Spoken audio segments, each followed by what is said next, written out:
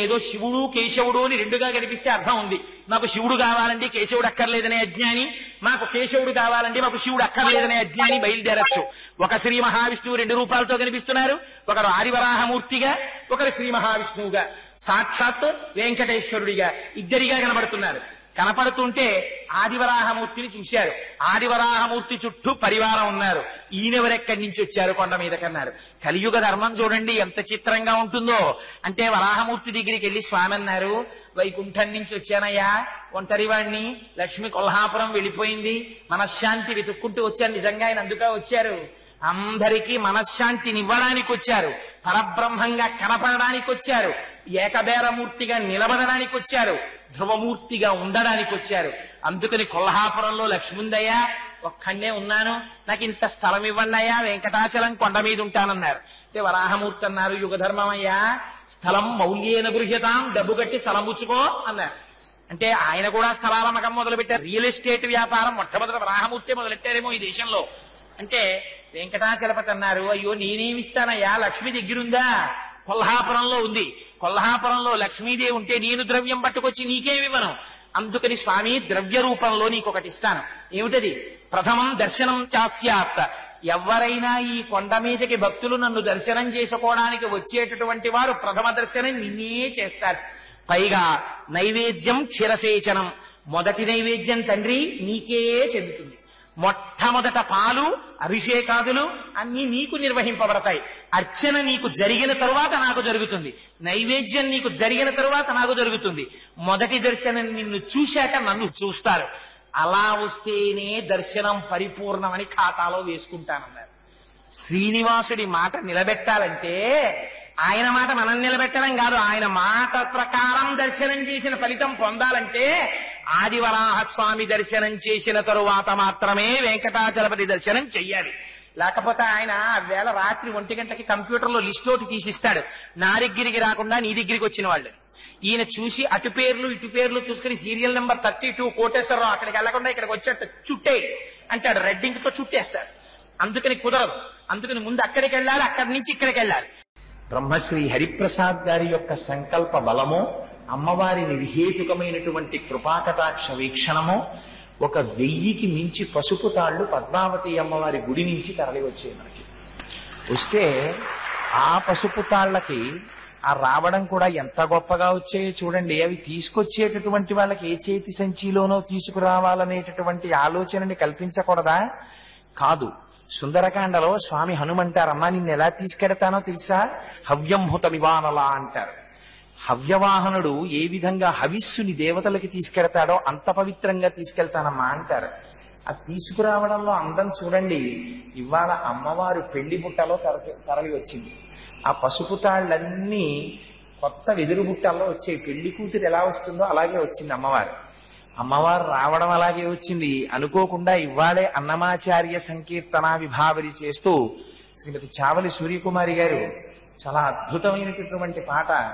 నిజంగా పిడికిట తలంబ్రాల పెళ్లి కూతురు, కొంత పెరమరలేనవ్వేని పెళ్లి కూతురు అని మనకి ముందే పద్మావతి శ్రీనివాసుల పరిణయ ఘట్టాన్ని ఇక్కడ ఈ వేదిక మీద అన్నమాచార్యుల వారి అమృతస్వరంతో ఆలపింపబడినటువంటి ఆ అద్భుతమైనటువంటి కీర్తనని ఆవిడ ఇక్కడ ఆవిష్కరించి మనందరికీ ఒక్కసారి ఆ కళ్యాణ సన్నివేశాన్ని మనోనయనము ముందు గోచరమయ్యేటట్టుగా చేయగలిగారు. అదిగో ఇవాల్టి రోజున ఆ పసుపు తాళ్ళన్నింటికి మళ్ళీ ఇక్కడ ప్రత్యేకం పూజ చేశారు హరిప్రసాద్ గారి దంపతులు. చేసి అందున సహస్రంతో వాటికి పూజ చేసి ఆ పసుపు తాళ్ళన్నింటినీ ఇవాళ పద్మావతి శ్రీనివాసుల పరిణయ ఘట్టాన్ని వివరణ చేయడము పూర్తయిపోయిన తరువాత ఆ పసుపు తాళ్లు మంగళసూత్రాలలో ధరించడం అనేటటువంటిది సువాసినులకు మాత్రమే ఉన్న అధికారము కనుక ఇవాల్టి రోజున సువాసినులకి ప్రత్యేకమైనటువంటి కార్యక్రమం అంతా అయిపోయిన తరువాత సువాసినులై 5వ తలమును కలిగి ఉండి మెడలో మంగళసూత్రం ఉన్నటువంటి తల్లులు మీ అందరికీ కూడా ప్రత్యేకం ఆ పసుపు తాళ్లు ప్రసాదం అందజేస్తారు. అది సువాసినులకు మాత్రమే కేటాయింపబడింది. ఇంకా కథా కార్యక్రమానికి సంబంధించినంత వరకు నిన్నటి రోజున ఆ స్వామి పుష్కరిణి యొక్క వైభవం గురించి, స్వామి పుష్కరిణి స్నానం, సద్గురోః పాదసేవనం, ఏకాదశి వ్రతం చాపి త్రయమత్యంత దుర్లభం అని ఆ స్వామి పుష్కరిణి యొక్క వైభవం ఎలా ఉంటుందో, ఆ పద్మ సరోవరము యొక్క గొప్పతనం ఏమిటో, పద్మావతి వైభవం ఎలా ఉంటుందో, అమ్మవారు ఆవిర్భవించినటువంటి విధానం ఎట్టిదో, ఆ తల్లి ఎంతటి వాత్సల్య స్వరూపిణో, అమ్మాని పిలిచినంత మాత్రం చేత కదలిపోయేటటువంటి స్వరూపం కలిగిన అమ్మవారి గురించి 4 మాటలు విజ్ఞాపన చేసి, అంతే వాత్సల్య స్వరూపమైనటువంటి శ్రీయపతి వెంకటాచల ప్రభువు గురించి 4 మాటలు చెప్తూ, చిట్ట చివర అనంతాచార్యుల వారి యొక్క వైభవం గురించి 4 మాటలు చెప్తున్నప్పుడు ఉపన్యాసాన్ని పూర్తి చేసే ముందు ఒక విషయాన్ని మీకు మనవి చేశాను. ఆఖరికి భక్తుల చేతిలో దెబ్బలు తినడానికి కూడా పరమాత్మ సిద్ధపడిపోతాడు. అంతటి వాత్సల్యమూర్తిని భీష్ముడు చేసినటువంటి స్థుతిలోని ఒక పద్యంతో ఆ విషయాన్ని పూర్తి చేయడం జరిగింది. అయితే వెంకటాచలంలో అనంతాచార్యుల వారు వెంకటేశ్వర స్వామి వారి మీద విసిరినటువంటి గుణపం ఇప్పటికీ మీరు దర్శనం చేయవచ్చు. రాజద్వారం దాటగానే మీరు కుడి చేతి పక్కన ఉండేటటువంటి గోడవేపుకి తల ఎత్తి చూస్తే వ్రేలాడుతూ ఒక గుణపం కనపడుతుంది. ఆ గుణపమే అనంతాచార్యుల వారు వెంకటేశ్వర స్వామి వారి మీద విసిరినటువంటి గుణపం. సరే, ఆ క్యాసెట్లు ఎక్కడ దొరుకుతాయి ప్రసంగాలకి సంబంధించినవి అన్నదానికి సంబంధించి అడ్రస్ చెప్పారు. నేనెన్నడూ ఈ ప్రసంగాలు పైసల కోసమో తాంబూలాల కోసమో చెయ్యలేదు. నేను మనుష్య జన్మ నిత్యాన్ని కనుక నా ఊపిరిని వాక్కుగా మార్చుకుని సార్థత పొందాలని నాకు తెలిసిన 4 విషయాలు చెప్పాను తప్ప ఆ కేసెట్లని అమ్మి అందులో రూపాయో 10 రూపాయో కోటేశ్వరరావు గారికి తింటున్నారు అనుకునేరు. నేనేమటువంటి ప్రయోజనం ఆశించి చెప్పుకున్నవాడను కాను. 2వ విషయం, పాపం ఆ క్యాసెట్లు చేస్తున్న విశ్వేశ్వర గారు కూడా దాన్ని ఏదో ఒక యజ్ఞప్రసాదంగా అందించాలన్న తాపత్రయంతో చేశారు. చాలా మంది అడుగుతుంటే ఆ అడ్రస్ ఒక్కొక్కరికి చెప్పడం కష్టం కనుక మైక్ లో అనౌన్స్ చేశాం గాని ఆ క్యాసెట్లు తప్పకుండా కొనుక్కోండి, తప్పకుండా వినండి, నా క్యాసెట్లు వినండి అని నేను ఎన్నడూ చెప్పాను. ఎవరికైనా ఆసక్తి కలిగిన వారు అందులో వినదగిన విషయం ఏదైనా ఉంది అని మీరు ఎవరైనా విశ్వసిస్తే కొనుక్కోవచ్చు. సరే, దానికి సంబంధించి ఆ ప్రకటనకి సంబంధించిన వివరణ పూర్తయింది. కథాగమనానికి సంబంధించినంత వరకు ఇవాళ పద్మావతి శ్రీనివాసుల యొక్క కళ్యాణ ఘట్టాన్ని వివరణ చెయ్యాలి అని నిన్నటి రోజున సంకల్పం చేసి ఉన్నాం. అసలు వెంకటేశ్వర స్వామి వారి యొక్క అవతారం ఏర్పడడానికే ప్రధానమైనటువంటి కారణములు 3 అంటుంది పురాణం. ఒకటి, కలియుగంలో ఉండేటటువంటి మనుష్యులు అల్పాయుర్దాయం కలిగినటువంటి వారు కలి యొక్క ప్రభావం చేత పుణ్యకర్మల యందు మనస్సు నిలబెట్టగలిగినటువంటి దారుఢ్యం ఉన్నవారు కాకపోవుట, మహానుభావుడు చంద్రశేఖర పరమాచార్యుల వారు వచించినట్లుగా 18 సెకండ్ల కాలము కూడా పరమేశ్వరుని యొక్క పాదార విందముల యందు నిలకడగా మనస్సును నిలబెట్టగలిగినటువంటి శక్తి కలిగిన వారు కాకపోవుట, యజ్ఞయాగాది క్రతువులను చెయ్యడానికి కావలసినటువంటి ఆర్థిక సమృద్ధి అందరికీ లేకపోవుట, అందుచేత పాపచిత్తులై కలి యొక్క ప్రభావానికి వశులైనటువంటి లోకులను ఉద్ధరించడం కోసమని అవ్యాజ కరుణామూర్తి అయినటువంటి శ్రీమన్నారాయణుడు వెంకటాచలపతిగా అవతారాన్ని స్వీకరించారు. అది మొదటి కారణం. 2వ కారణం, త్రేతాయుగంలో ఆయన రామచంద్రమూర్తిగా నడయాడినప్పుడు పద్మావతీదేవికి ఇచ్చినటువంటి లేదా వేదవతికి ఇచ్చినటువంటి ప్రమాణాన్ని నిలబెట్టుకోవడం కోసం, వేదవతిని వివాహం చేసుకోవడం కోసమని ఆవిడే పద్మావతీదేవిగా ఆవిర్భవిస్తే ఆ పద్మావతి కళ్యాణం జరగడం కోసమని వచ్చింది 2వ కారణం. 3వ కారణం, తను శ్రీకృష్ణావతారంలో ఉన్నప్పుడు ఏ తల్లి పరవశించిపోయి శ్రీకృష్ణ భగవానుండి పెంచి పెద్ద చేసిందో, అమ్మతనంతో మునిసిపోయిందో, అటువంటి యశోద ఒక కోరిక కోరింది, నీ వివాహం చూడలేకపోయాను కృష్ణ, నీ కళ్యాణం చూడాలనుంది అని అడిగింది. అందుకని తన తల్లి అయినటువంటి యశోద కోరిక తీర్చడం కోసమని ఈ 3 ప్రబలమైన కారణముల చేత వెంకటేశ్వరుడి యొక్క అవతారము ఆవిర్భవించింది అని భవిష్యోత్తర పురాణము, వరాహ పురాణముల యొక్క వచనం. సరే, ఒకనాడు ద్వాపరయుగం పూర్తయి కలియుగం ప్రారంభమైనటువంటి తొలి రోజులలో కలి యొక్క ప్రభావాన్ని ఈ మనుష్యులు ఎలా తట్టుకుంటారని ఆలోచించినటువంటి వారై, మహర్షులకేమి స్వార్థం ఉంటుంది, మహర్షులకు ఉండేటటువంటి కోరిక నిరంతరము జనోద్ధరణమే, ఎలా వీళ్ళని భగవంతుడి వైపు నడిపించాలనేటటువంటి తాపత్రయం తప్ప వారికి స్వార్థ చింతనమేం ఉండదు.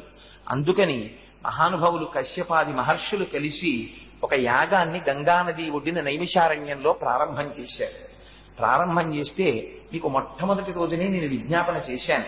చతుర్ముఖ బ్రహ్మగారి దగ్గరికి వెళ్లి నారదుడు కలియుగంలో ఉండేటటువంటి జనులు పడుతున్న బాధల్ని వివరణ చేస్తే శ్రీ మహావిష్ణువు వెంకటేశ్వరుడిగా అవతారాన్ని స్వీకరించి జనుల్ని ఉద్ధరించడానికి కావలసినటువంటి ప్రాతిపదికని నిర్మించడం కోసమని నారద మహర్షి ఆ యజ్ఞభూమికి వెళ్ళారు.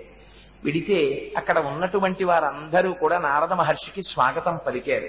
మూర్తీభవించినటువంటి జ్ఞానం నారద మహర్షి యొక్క పేరు తలుచుకుని ఆయన పాదములకు నమస్కారం చేసినంత మాత్రం చేత అజ్ఞానాంధకారము పటాపంచలైపోతుంది. అందుకని అదిగో అటువంటి వాడు కనుక ఆయన రాగానే అందరూ లేచి ఆయనకి నమస్కరించారు. మహానుభావుడు నారదుడు ఒక ప్రశ్న వేశారు. కో భుంక్తే యజ్ఞఫలం కోవా అధ్యక్షశ్చ దేవత అని అడిగారు. మీరు యజ్ఞం చేస్తున్నారు కదా, ఈ యజ్ఞము యొక్క ఫలమును తీసుకునేటటువంటి వాడెవరు? పైగా ఈ యజ్ఞమునకు ఆధ్యక్షం వహిస్తున్నటువంటి స్వరూపం ఎవరిది? అటువంటి వాడెవరో నిర్ణయించుకోకుండా మీరు ఈ యజ్ఞం చేయడం అంత సమగ్రత కనపడదు. అందుకని ఇక్కడ అత్రి, వశిష్ఠుడు, భృగువు మొదలైనటువంటి మహర్షులు ఉన్నారు కనుక మీలో ఎవరైనా ఒక మహర్షి బయలుదేరి 3 లోకములు తిరిగి 3 లోకములలో ఉండేటటువంటి 3 మూర్తులలో సాత్వికమైనటువంటి బుద్ధి కలిగినటువంటి వాడై సత్వగుణ ప్రధానుడై ఈ యజ్ఞ ఫలాన్ని స్వీకరించడానికి అధికారం ఉన్నవారెవరో నిర్ణయిస్తే బాగుంటుంది అన్నారు. సరే నేను నిర్ణయిస్తానని భృగువు బయలుదేరాడు. అసలు అదే చాలా విచిత్రం. కలియుగ ప్రారంభం ఇంకింతకన్నా ఏం కావాలి? 3 లోకములకు 3 కాలములకు 3 రూపములకు మూలమగచు భేదమగుచు తుదిక భేదమయ్యొప్పారు బ్రహ్మమనగ నీవే పాలనయన అంటారు పోతన గారు. ఒక బ్రహ్మమే 3 రూపములను పొందుతోంది. ఏకస్త్వమేవ బహుధా భవభాసిలోకే నిశ్శంకధీర్ వృషభకేతన మల్లినాథ శ్రీభ్రామరి ప్రియ సుఖాశ్రయ లోకనాథ అంటారు. ఉన్న ఒకే పదార్థం సృష్టి చేసినప్పుడు బ్రహ్మగా, స్థితికారుడైనప్పుడు శ్రీ మహావిష్ణువుగా, లయకారకుడైనప్పుడు పరమేశ్వరుడిగా 3 రూపములుగా భాషిస్తున్నటువంటిది మాత్రం పదార్థము తత్వరీత్యా ఒక్కటే పదార్థం. ఆ పదార్థంలో పైకి సప్తముగా కనపడినటువంటి దాని లోపల ఒకనాడు తమస్సు కనపడచ్చు, తమోస్వరూపంగా కనపడిన దాంట్లో సత్వగుణం కనపడచ్చు. దీని గురించి చంద్రశేఖర పరమాచార్యుల వారు మహాద్భుతమైనటువంటి అనుగ్రహ భాషణం చేసి ఉన్నారు ఒకనాడు కాంచీపురంలో. అందుచేత పరమశివుడు తమోగుణ ప్రధానుడని చెప్తారు. నిజంగా ఆయన తమోగుణ ప్రధానుడా? తమోగుణ ప్రధానుడైతే ఆయన ఏం నల్లగా ఉన్నాడా? ఆయన తెల్లగా ఉంటాడు. పైగా శాంతం పద్మాసనస్థం శిశిరమకుటం పంచభక్త్రం త్రినేత్రం శూలం వజ్రంచ ఖడ్గం పరశుమభయదం దక్షభాగే వహంతం నాగుం పాశంచ ఘంటాం ప్రళయహుతవహం అంబికా వామభాగే నానాలంకారయుక్తం స్ఫటికమణినిభం పార్వతీశం నమామి. నిరిసిపోయేటటువంటి పరమశివుడు చంద్రోద్భాసిత శేఖరే స్మరహరే గంగాధరే శంకరే సర్పైర్భూషిత కంఠకర్ణ వివరే నేత్రోత్థ వైశ్వానరే దంతిత్వకృత సుందరాంబరధరే త్రైలోక్య సారేహరే మోక్షార్థం కురుచిత్త వృత్తిమలాం అంతైస్తు కింకర్మభి అంటారు శంకర భగవత్పాదులు. ఏ మహానుభావుడి పాదములు స్మరించినంత మాత్రము చేత శృతి స్మృతి పురాణములు ఏ విధమైనటువంటి అయోమయం లేకుండా భాషిస్తాయో అటువంటి మహాపురుషుడైన శంకర భగవత్పాదుల చేత ప్రార్థింపబడిన పరమశివ స్వరూపం తమోగుణ భూయిష్టమా? కాదు. లయకారకుడంటే ఆయన అజ్ఞానాన్ని తీసి జ్ఞానం ఇవ్వగలిగినటువంటి స్వరూపం. కానీ కలియుగ ప్రారంభంలో వచ్చిన వింత చూడండి. పరమాత్మ స్వరూపంలో గుణాధిక్యాన్ని నిర్ణయించడానికి భృగువు బయలుదేరాడు. అరికాలులో కన్నున్నవాడు కనుక బయలుదేరి బ్రహ్మలోకానికి వెళ్ళాడు. సత్యలోకానికి వెళ్లి చూశాడు. చతుర్ముఖ బ్రహ్మగారు 4 ముఖములతోటి వేదమును గానం చేస్తున్నారు. ఒక పక్క సరస్వతీదేవి వీణ మీటుతోంది. చుట్టూ మహర్షులందరూ కూర్చుని ఉన్నారు. బ్రహ్మగారు మధ్య మధ్యలో ఆ వేద మంత్రములకు ఉండేటటువంటి వ్యాఖ్యానములు చేస్తుంటే పరవశులై వింటున్నారు. అటువంటి తత్వస్వరూపాన్ని, ఆ చతుర్ముఖ బ్రహ్మగారి స్వరూపాన్ని చూసిన వాడై భూమి మీద పడి నమస్కారం చేశాడు. నమస్కారం చేసిన వాడికి ఉండవలసిన లక్షణం ఏమిటి? తను ఉద్ధరింపబడడం. కానీ భృగువికి లోపలున్న కోరిక ఏమిటి? తనని బ్రహ్మగారు గమనించాలి. పడి నమస్కారం చేసినటువంటి భృగువుని చతుర్ముఖ బ్రహ్మగారు చూడలేదని కోపం వచ్చి పతితం స భృగున్ దృష్ట్వా నువాచ వచనం విధిహి అన్నారు. సరస్వతీదేవి వీణ మీటుతుండగా 4 ముఖములతోటి వేదమును ప్రవచనము చేస్తున్నటువంటి వేదగానము చేస్తున్నటువంటి బ్రహ్మగారు కింద పడి నమస్కరించినటువంటి భృగువుని పట్టించుకోలేదు. ఆగ్రహం వచ్చింది. చతుర్ముఖ బ్రహ్మగారికి సత్వగుణం లేదు అన్నాడు అని అక్కడి నుంచి బయలుదేరి ఒక్కసారి కైలాస పర్వతం మీదకి వెళ్ళాడు. అక్కడికి వెళ్ళేసరికి కైలాస శిఖరం దృష్ట్యా ఒక్కసారి చూస్తే అక్కడ త్రిలోచనుడైనటువంటి 3 కన్నులున్న మహాదేవుడు అమ్మవారితో కలిసి అభ్యంతర మందిరంలో ఉన్నారు. ఏకాంత మందిరంలో ఉన్నారు. బయటంతా ఎక్కడ చూసినా ప్రమదగణాలు, నందీశ్వరుడు, చండీశ్వరుడు, భృంగీశ్వరుడు, మహానుభావులు అందరూ పరమశివుని యొక్క ఆంతరంగిక భృత్యులు, కింకరులు, కైంకర్యపరులు. వారిని చూశారు. లోపల ఉండేటటువంటి పార్వతీ పరమేశ్వర సందర్శనార్థి అయి ఏకాంత మందిరంలోకి వెళ్ళారు. అమ్మవారితో క్రీడిస్తున్నటువంటి అయ్యవారిని చూశారు. చూసి ఇటువంటి ఏకాంత సేవ జరుగుతుండగా, ఏకాంత మందిరంలో ఉండగా లోపలికి వచ్చినటువంటి భృగువు వంక పరమశివుడు కొంచెం ఎర్రగా చూశాడు. తప్పు తన మీదున్నా భృగువు పరమశివుణ్ణి చూసి నా వంక ఆదరంగా చూడలేదు కనుక పార్వతీదేవితో వినోద క్రీడలలో మునిగిపోయి ఉన్నటువంటి కైలాసమునందు పరమశివుని యందు సత్వగుణం ఎక్కడున్నదన్నాడు అని అక్కడి నుంచి బయలుదేరి వైకుంఠాన్ని చేరాడు. శ్రీవైకుంఠంలో ఎక్కడ చూసినా మహానుభావులందరూ మేఘశ్యామం పీతకౌశేయవాసం శ్రీవత్సాంకం కౌస్తుభోద్భాసితాంగం పుణ్యోపేతం పుండరీకాయతాక్షం విష్ణుం వందే సర్వలోకైకనాథం ఆయన్ని తలుచుకుని మనసులో సంతోషపడిపోతూ గోవిందా గోవిందా గోవిందా అనుకుంటూ ఆయన యొక్క నిత్య నిరంతర కైంకర్యం చేసేటటువంటి ఆదిశేషుడు, గరుత్మంతుడు మొదలైనటువంటి వారందరూ ఉన్నారు. చూశారు. స్వామి ఆ శేషపాన్పు మీద పడుకుని ఉన్నారు. అమ్మవారు పాదముల యొక్క తలమున కూర్చుని ఆ 2 కాళ్ళని తన యొక్క ఎర్రటి చేతులతో అమ్మవారు ఒత్తుతోంది. ఆ ఒత్తుతూ ఉండడంలో శ్రీ మహావిష్ణువు కన్నులు మూసుకుని ఉన్నారు. అమ్మవారు పరవశంగా ఆ కాళ్ళు ఒత్తడం మొన్నటి రోజున మీకు విజ్ఞాపన చేసి ఉన్నాను. అమ్మవారు కాళ్ళు ఒత్తడం అంటే ఏదో కాళ్ళు ఒత్తడం కాదు. శ్రవణం, కీర్తనం, విష్ణోహ స్మరణం, పాదసేవనం, అర్చనం, వందనం, దాస్యం, సఖ్యం, ఆత్మనివేదనం అని 9 విధ భక్తులైతే అందులో పాదసేవనం అంటే మా తల్లి లక్ష్మీదేవిని చెప్తారు. లక్ష్మీ మహీతనురూప నిజానుభావ నీలాది దివ్య మహిషీకర పల్లవానాం ఆరుణ్య సంక్రమణత కిలసాంద్ర రాగౌ శ్రీవేంకటేశ చరణౌ శరణం ప్రపద్యే. అసలు ఇంకొక రహస్యం, అసలు అమ్మవారి యొక్క నొసటన ఉన్నటువంటి కస్తూరి తిలకం పడనటువంటి రూపంతో స్వామివారి యొక్క పాదములు ఎన్నడూ దర్శనం. బలి చక్రవర్తి అంతటి వాడి దగ్గరికి వామనమూర్తిగా బ్రహ్మచారిగా వెళ్లి దానం అడిగితే బలిదైచ్చేంద్రకరద్వయీకృత జల ప్రక్షాళన వ్యాప్తికి జలజాతాక్షుడు సాచ యోగి సమున సంప్రాప్తిత శ్రీదమున్ కలితానం రమాలలాట పదవీ కస్తూరికాషాదమున్ నళినామోదము రత్ననూపురము నావేదమున్ పదమున్నన్నారు పోతన గారు.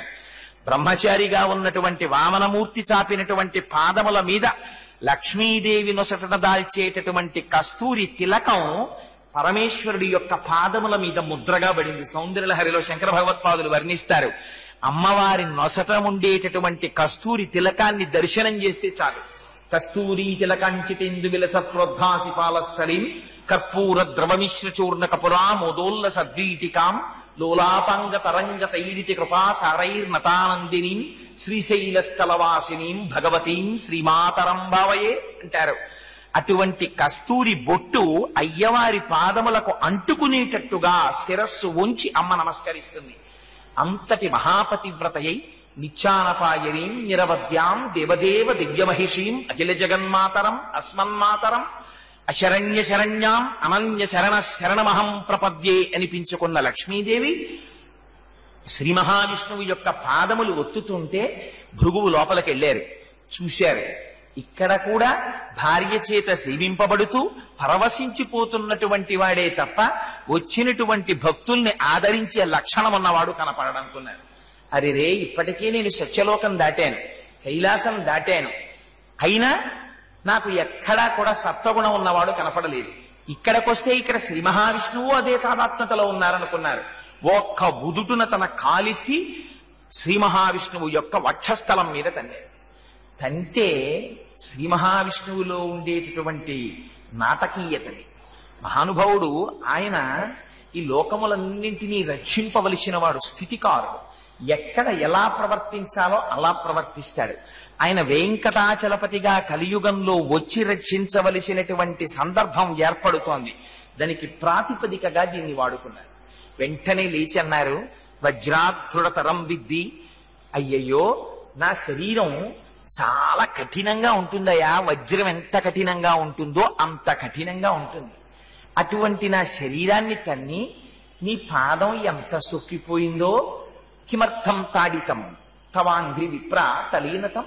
అంత సున్నితంగా ఉన్నటువంటి నీ పాదంతో వజ్రం లాంటి కఠినమైన ఈ శరీరాన్ని తంతే నీ పాదం ఎంత సొక్కిపోయిందో అంటారు. ఎక్కడెక్కడ అజ్ఞానంతో ఎవరు ప్రవర్తించినా వెంటనే ఏం శపించరాయన, అవతల వాళ్ళకి పాఠం నేర్పుతారు. జలజాతాసన వాసమాదిసుర పూజాభాజనం వైతనచ్చులతాంతాయుధు కన్న తండ్రి శరమచ్చోవామ పాదంబునం తొలగంతో చలతాంగి అట్లయగు నాథుల్ నేరముల్ చేయ పేరలకంచెందిన కాంతలిందుడు చిత వ్యాపారముల్ నేర్తురే నను భవదీయ దాసుని మనంబున నెయ్యపు కింకపూని తాచిన అది నాకు మన్ననయ చెల్వగు నీపద పల్లవంబు మత్తను పులకగ్ర కంటక వితానము తాకిన సొకునంచు నేననియద అలుకమానవు కదాయికనైన అరాల కుంతలా అని పాదం పట్టుకున్నట్టు పట్టుకుని గర్భభంగం చేశారు సత్యభామాదేవి కానా.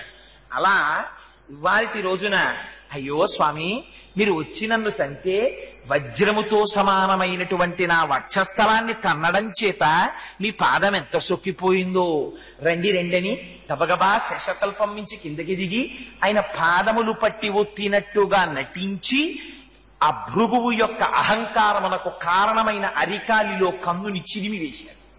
చిదిమి వేస్తే భృగువు ఎంత సంతోషపడిపోయాడో తన్ను ఆదరించారు శ్రీ మహావిష్ణువు.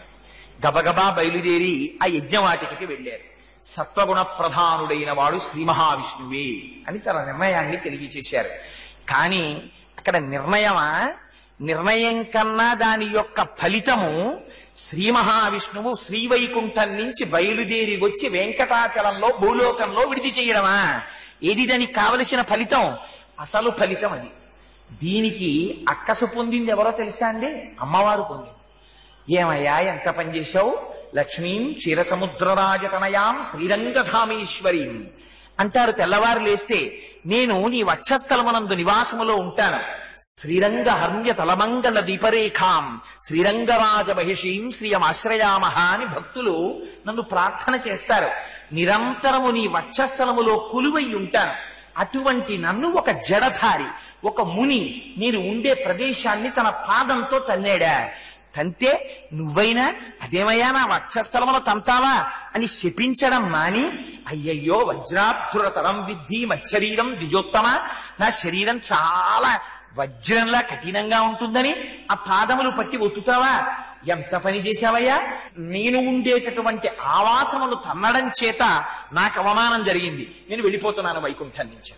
మీరు ఆ సన్నివేశాన్ని చూడాలంటే నేను ఇలా అన్నానని అనుకోకండి, శోభానాయుడు గారి నాట్యమే చూడాలి.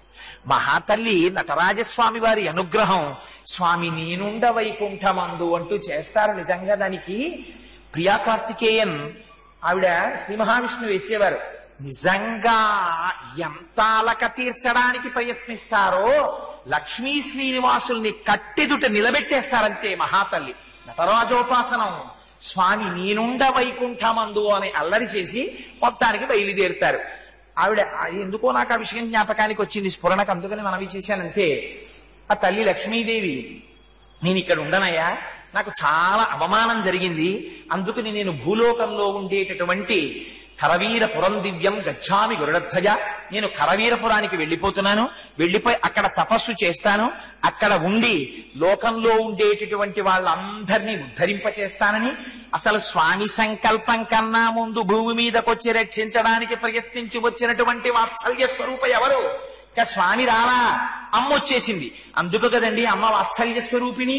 ఈశానాం జగతోస్య వెంకటపతేర్ విష్ణోః పరాం ప్రేయసీం తద్వక్షస్థల నిత్యవాస రసికాం తక్షాంతి సంవర్ధినీం పద్మాలంకృత పణిపల్లవయుగాం పద్మాసనస్తాం శ్రియం వాత్సల్యాది గుణోజ్వలాం భగవతీం వందే జగన్మాతరం.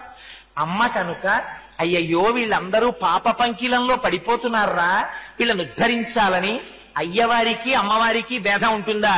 శివశక్త్యాయుక్తో యది భవతి శక్త ప్రభవితుం నచే దేవం దేవో నకలు కుశల స్పందితుమపి అతస్త్వాం ఆరాధ్యాం హరిహర విరించాది విరతి ప్రణంతుం స్తుతుం వా కడవ కృత పుణ్య ప్రభవతి అంటారు శంకరులు. వాళ్ళిద్దరూ ఎప్పుడు ఒకటే, వాళ్ళిద్దరూ ఏం విడివిడి ఉండరు. సుందరకాండలో సీతమ్మ తల్లి అంటుంది, శక్త్యా లోభయితున్నాహం ఐశ్వర్యేణ ధనేనవా అనన్యే రాఘవేణాహం భాస్కరేణ ప్రభాయధ అంటుంది. అందుకే బుద్ధి ఉన్నవాడైతే అనుకల తనుకాండాలింగనారంభ శుంభ ప్రతినిజ భుజశాఖ శ్రీసఖానోకహర్తి స్థలనయనగులుచ్చ స్పరపుష్పద్విరేఫ రచయితుమయి లక్ష్మి కల్పవల్లి కటాక్షాన్ అమ్మ నువ్వు ఎప్పుడు మాకు స్వామితో కలిసి దర్శనమివ్వాలమ్మా అని కోరుకుంటాడు. అందుకని ఆ అమ్మ ఒకటి అయ్య ఒకట. అయ్యలో అమ్మని అమ్మలో అయ్యని దర్శించగలిగినటువంటి వాడు ధన్యాత్ముడు.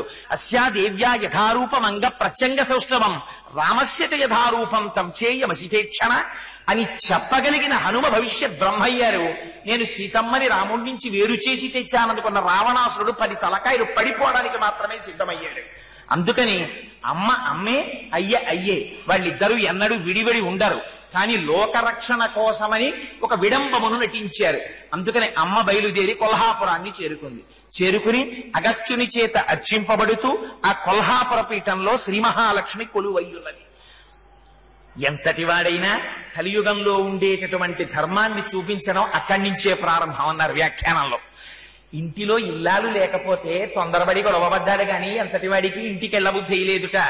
ఇల్లాలొకటి ఇల్లొకటి కాదు, ఇల్లాలే ఇల్లు. ఇల్లాలు లేని ఇల్లు ఇల్లు కాదు.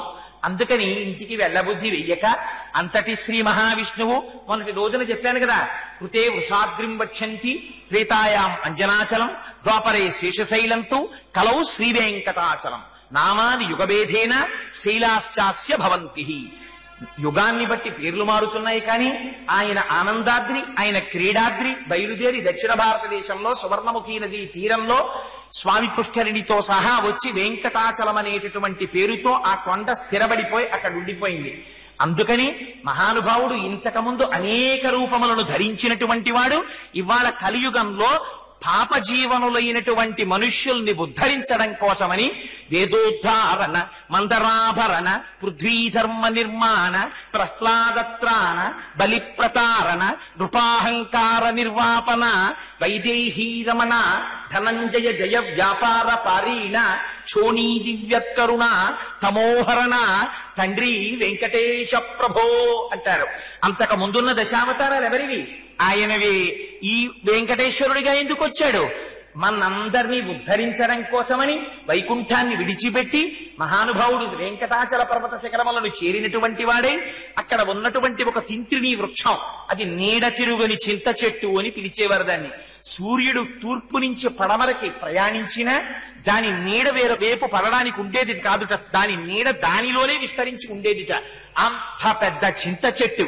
ఆ తింత్రిణీ వృక్షం కింద ఒక పెద్ద పుట్ట, ఆ పుట్ట లోపలికి చేరి ఆ వాల్మీకమునందు ఉన్నవాడై మహానుభావుడు కలియుగంలో ఉండేటటువంటి జనుల్ని ఉద్ధరించడం కోసం తాను ఆనంద నిలయ విమానంలో వెంకటేశ్వరుడిగా అభయముద్ర వరముద్ర పట్టడానికి సిద్ధపడిన వాడై దానికి కావలసిన ప్రాతిపదికని ఏర్పాటు చేసుకున్నవాడై ఆ వాల్మీకమునందు చేరారు.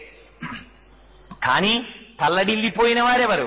వైకుంఠము నుంచి బయలుదేరి శ్రీ మహావిష్ణువు భూలోకానికి చేరుకున్నారు. ఏమో మా స్వామి ఎలా ఉన్నారు? భక్తికి ఆర్తి అంటే అదేనండి. భక్తి అంటే ఏమిటి? రిచువలిస్టిక్ భక్తి వేరు, ఆర్తితో కూడిన భక్తి వేరు. మార్గావర్తిత పాదుకా పశుపతే రంగస్య కూర్చాయతి గండూషాంబు నిషేచనం పురరిపోర్ దివ్యాభిషేకాయతి కించిత్ భక్షిత మాంసశేష కబలం నవ్యోపహారాయతి భక్తి కిం నకరోత్యహో వనచరో భక్త్యావతంసాయకే అంటారు శంకరులు శివానంద లహరిలో. ఆ భక్తి ఉన్ననాడు ఆ ఆర్తి ఉంటుంది. కుడి ఎడమలు తెలియవు. నేను ఇది చెయ్యడమా చెయ్యకపోవడమా తెలియదు. కృష్ణ పరమాత్మ చేత తాము రక్షింపబడాలా, తాము కృష్ణ పరమాత్మని రక్షించాలా? గోపికలు ఏం చేశారు? పూతనా సంహారం జరిగినప్పుడు అంత పెద్ద పూతన శరీరం మీద కృష్ణ పరమాత్మ పడుకుని ఆడుకుంటుంటే నేలంకూలిన మేటి పెన్నురముపై నిర్భీతి క్రీడించునో బాలారమ్మని మోపు చేర్చుకొని సంస్పర్శించి ఆరాప్తుతున్ గోలాంగూలము తిప్పి గోరజములం చల్లించి గోమూత్రముంజల్లి తద్బాలాంగంబుల గోమయంబలదిరా 12 నామంబులన్. ఎవరి చేత పూతన సంహరింపబడిందో వాణ్ణి వాళ్ళెత్తుకుని ఆయన నామాలే కేశవ గోవింద నారాయణ మాధవ ముకుంద అదోక్షజ అని నామాలు చెప్తూ ఆవు పేడ తెచ్చి ఆయన ఒంటికి రాస్తూ నీ భుజములను రక్షించుగాక, నీ కడుపు రక్షించుగాక, నీ పాదములు రక్షించుగాక, నీ కాళ్ళు రక్షించుగాక అని రక్షకుడికి రక్ష పెట్టారు. ఇది కుడి ఎడమలు తెలియనటువంటి భక్తి. అందుకని ఆ భక్తి లేనప్పుడు ఎన్ని చేసి ఏం ప్రయోజనం? అందుకే శంకరులు శివానంద లహరిలో వాత పెట్టి మాట్లాడతారు. ఎవడికి కావాలరా నీకు భక్తి లేనప్పుడు? నువ్వు అది లేదా నీ దగ్గర, అది లేనంతసేపు నువ్వు ఎంతటి వాడివని చెప్పుకో, దాని గురించి పరమాత్మకేం లెక్కలేదు. ఆ భక్తి కావాలి. అందుకే అంటారాయన, నరత్వం దేవత్వం నగవన మృగత్వం మచికత పశుత్వం కీటత్వం భవతు విహగత్వాది జననం సదాత్త పాదాబ్జ స్మరణ పరమానందలహరి విహారాసక్తం చేద్రూదయమిహకింతేన వపుష. అందుకని స్వామి నేను కొండనవని, గట్టునవని, ఏటినవని, చెట్టునవని, పిట్టనవని, పుట్టనవని, పావునవని, పశువునవని, మనిషినవని, దేవతనవని. కర్మానుగుణంగా వచ్చేటటువంటిది ఉపాధి. ఉపాధి లోపల ఉండేటటువంటి జీవుడికి ఉండవలసినటువంటిది భక్తి. ఆ భక్తి లేనినాడు చర్మము, రక్తము, మాంసము, కొవ్వు, అస్థి, శుక్ల, మేధ అనబడేటటువంటి సప్త ధాతువులతో నిర్మింపబడిన ఈ శరీరం ఎందులో చూసినా ఒకటే. అందుకని తండ్రి నాకు కావలసినది ఏ ఉపాధి అని నేను అడగను, నీ పాదముల యందు నిరంతర భక్తిని కటాక్షించమని అడుగుతారు. అందుకని అదిగో అటువంటి భక్తి తత్పరత కలిగిన వాడు కనుక స్వామి యందు బ్రహ్మగారు ఆర్తి పొందాడు. తన పుట్టిల్లెద పొమ్మటంచునజుడుం తన్నాభి పంకేరుహంబు నిరీక్షించి నటించి తత్పాద శేచనముంచేస కమండలూదకములం చల్లించి తత్తోయముల్ వినివీధిన్ ప్రవహించదేవనదిగా విశ్వాత్మ కీర్తిప్రభన్ అంటారు అష్టమస్కంధంలో పోతన గారు. ఒక్కసారి శ్రీ మహావిష్ణువు పాదం వామనావతారంగా ఉన్నప్పుడు పైకి వెడుతుంటే పొంగిపోయాడు సత్యలోకంలో ఉన్న బ్రహ్మగారు. ఆయన నాభికమలంలోంచి నేను పుట్టాను, మా నాన్నగారి పాదం పైకొస్తోందని పరుగు పరుగున పైకొచ్చే కమండలంలో నీళ్లు చేసి ఆ కాళ్ళు కడిగారు. ఇది భక్తి. అందుకని తల్లడిల్లిపోయాడు బ్రహ్మగారు, తల్లడిల్లిపోయాడు పరమశివుడు. ఇద్దరూ కలిసి బయలుదేరారు. ఎక్కడికి వెళ్ళారు? అమ్మ అనుగ్రహం లేకుండా ఏదీ జరగదు. అందుకని అమ్మ దగ్గరికి వెళ్ళారు కొల్హాపురం. అమ్మా నీ మీద బెంగతో బయలుదేరాడమ్మా స్వామి, వెంకటాచలం చేరాడు. చేరి ఎక్కడున్నాడు? తపస్సులో ఉన్నాడు. తిన్నాడో తినలేదు. ఆర్తి కలిగిన వాడు ముందు అనే మాట ఏమిటో తెలుసా అండి? రాత్రి ఏసీ రూమ్ దొరికిందో దొరకలేదో, మా అబ్బాయి బాగా రాత్రి నిద్రపోయాడో నిద్రపోలేదు, మా అబ్బాయికి ఇస్త్రీ బట్టలు దొరికాయో దొరకలేదో అందో అమ్మ. అమ్మ ఏమంటుంది? పిల్లాడికి కడుపు నిండా అన్నం దొరికిందో దొరకలేదో, వాడికి పాపం అన్నం పెడుతున్నారో పెట్టట్లేదో, కొత్తగా ఆర్ఈసీలో సీట్ వచ్చి పిల్లాడిని పాట్నాలో జాయిన్ చేశారనుకోండి, అక్కడ అలవాటు ఒకవేళ రోజు పూరీలే పెడతారంటారా, చపాతీలే పెడతారా? పిల్లాడికి వేడి చేసేస్తుందేమోనండి. వాడికి వేడి చేస్తే దగ్గు వస్తుంది. 4 ఏళ్ల ఇంజనీరింగ్ ఎప్పటికి పూర్తవుతుందండి? వాడికి పాపం అన్నం అంటే ఎంత ఇష్టం, వాడికి వంకాయ కొత్తిమీర కారం పెడితే ఎంత ఇష్టం. ఇవాళ కూర వండాను, అసలు నోట పెట్టబుద్ధి అయ్యట్లేదు, నాకు వాడే కనిపిస్తున్నాడు అంటుంది. ఆర్తి కలిగిన చోట ముందు జ్ఞాపకం వచ్చేది వాడు తింటాడా తినడా? పరమేశ్వరుడు తింటాడా? ఏది కావలసింది? పత్రం, పుష్పం, ఫలం, తోయం. నువ్విచ్చేదేమిట్రా? యోమే భక్త్యా ప్రయచ్చతి, అది నా సృష్టి. యావదావర్తతే చక్రం యావతీచ వసుంధర తావత్వ సర్వత్వం స్వామిత్వం అనువర్తయ అంటాడు భరతుడు. నాదా స్వామిది, ఇదంతా నీది. సూర్యచంద్రులు ఎంతకాలం ఉంటారో, ఈ కాలచక్రం ఎంతకాలము తిరుగుతుందో అంతకాలము నువ్వు స్వామివి. నీకు నేను భృత్యుణ్ణి, నీ కింకరుణ్ణి, నీ సేవకుణ్ణి, నీ పుత్రుణ్ణి, నీ భక్తుణ్ణి. నీది నాకిచ్చి నేను ఆనందం అనుభవిస్తే నా ఆనందమును చూసి నువ్వు ఆనందించావు. ఇది నువ్వు పరాత్పరుడివి కనుక, నువ్వు తండ్రివి కనుక నీ లక్షణం తండ్రి అన్నారు. అందుకని ఆయన యందు ప్రేమ కలిగిన వాడు కనుక బ్రహ్మగారు బయలుదేరారు, పరమశివుడు బయలుదేరాడు. వెళ్ళారు అమ్మ దగ్గరికి. అమ్మా స్వామి వెంకటాచలం చేరారమ్మా, స్వామికి కడుపు నిండా పాలివ్వాలని కోరిక. పుట్టలో కదా ఉన్నారు తపస్సులో, అందుకని అమ్మా ఒక చిన్న ప్రణాళిక చెప్పమ్మా అన్నారు.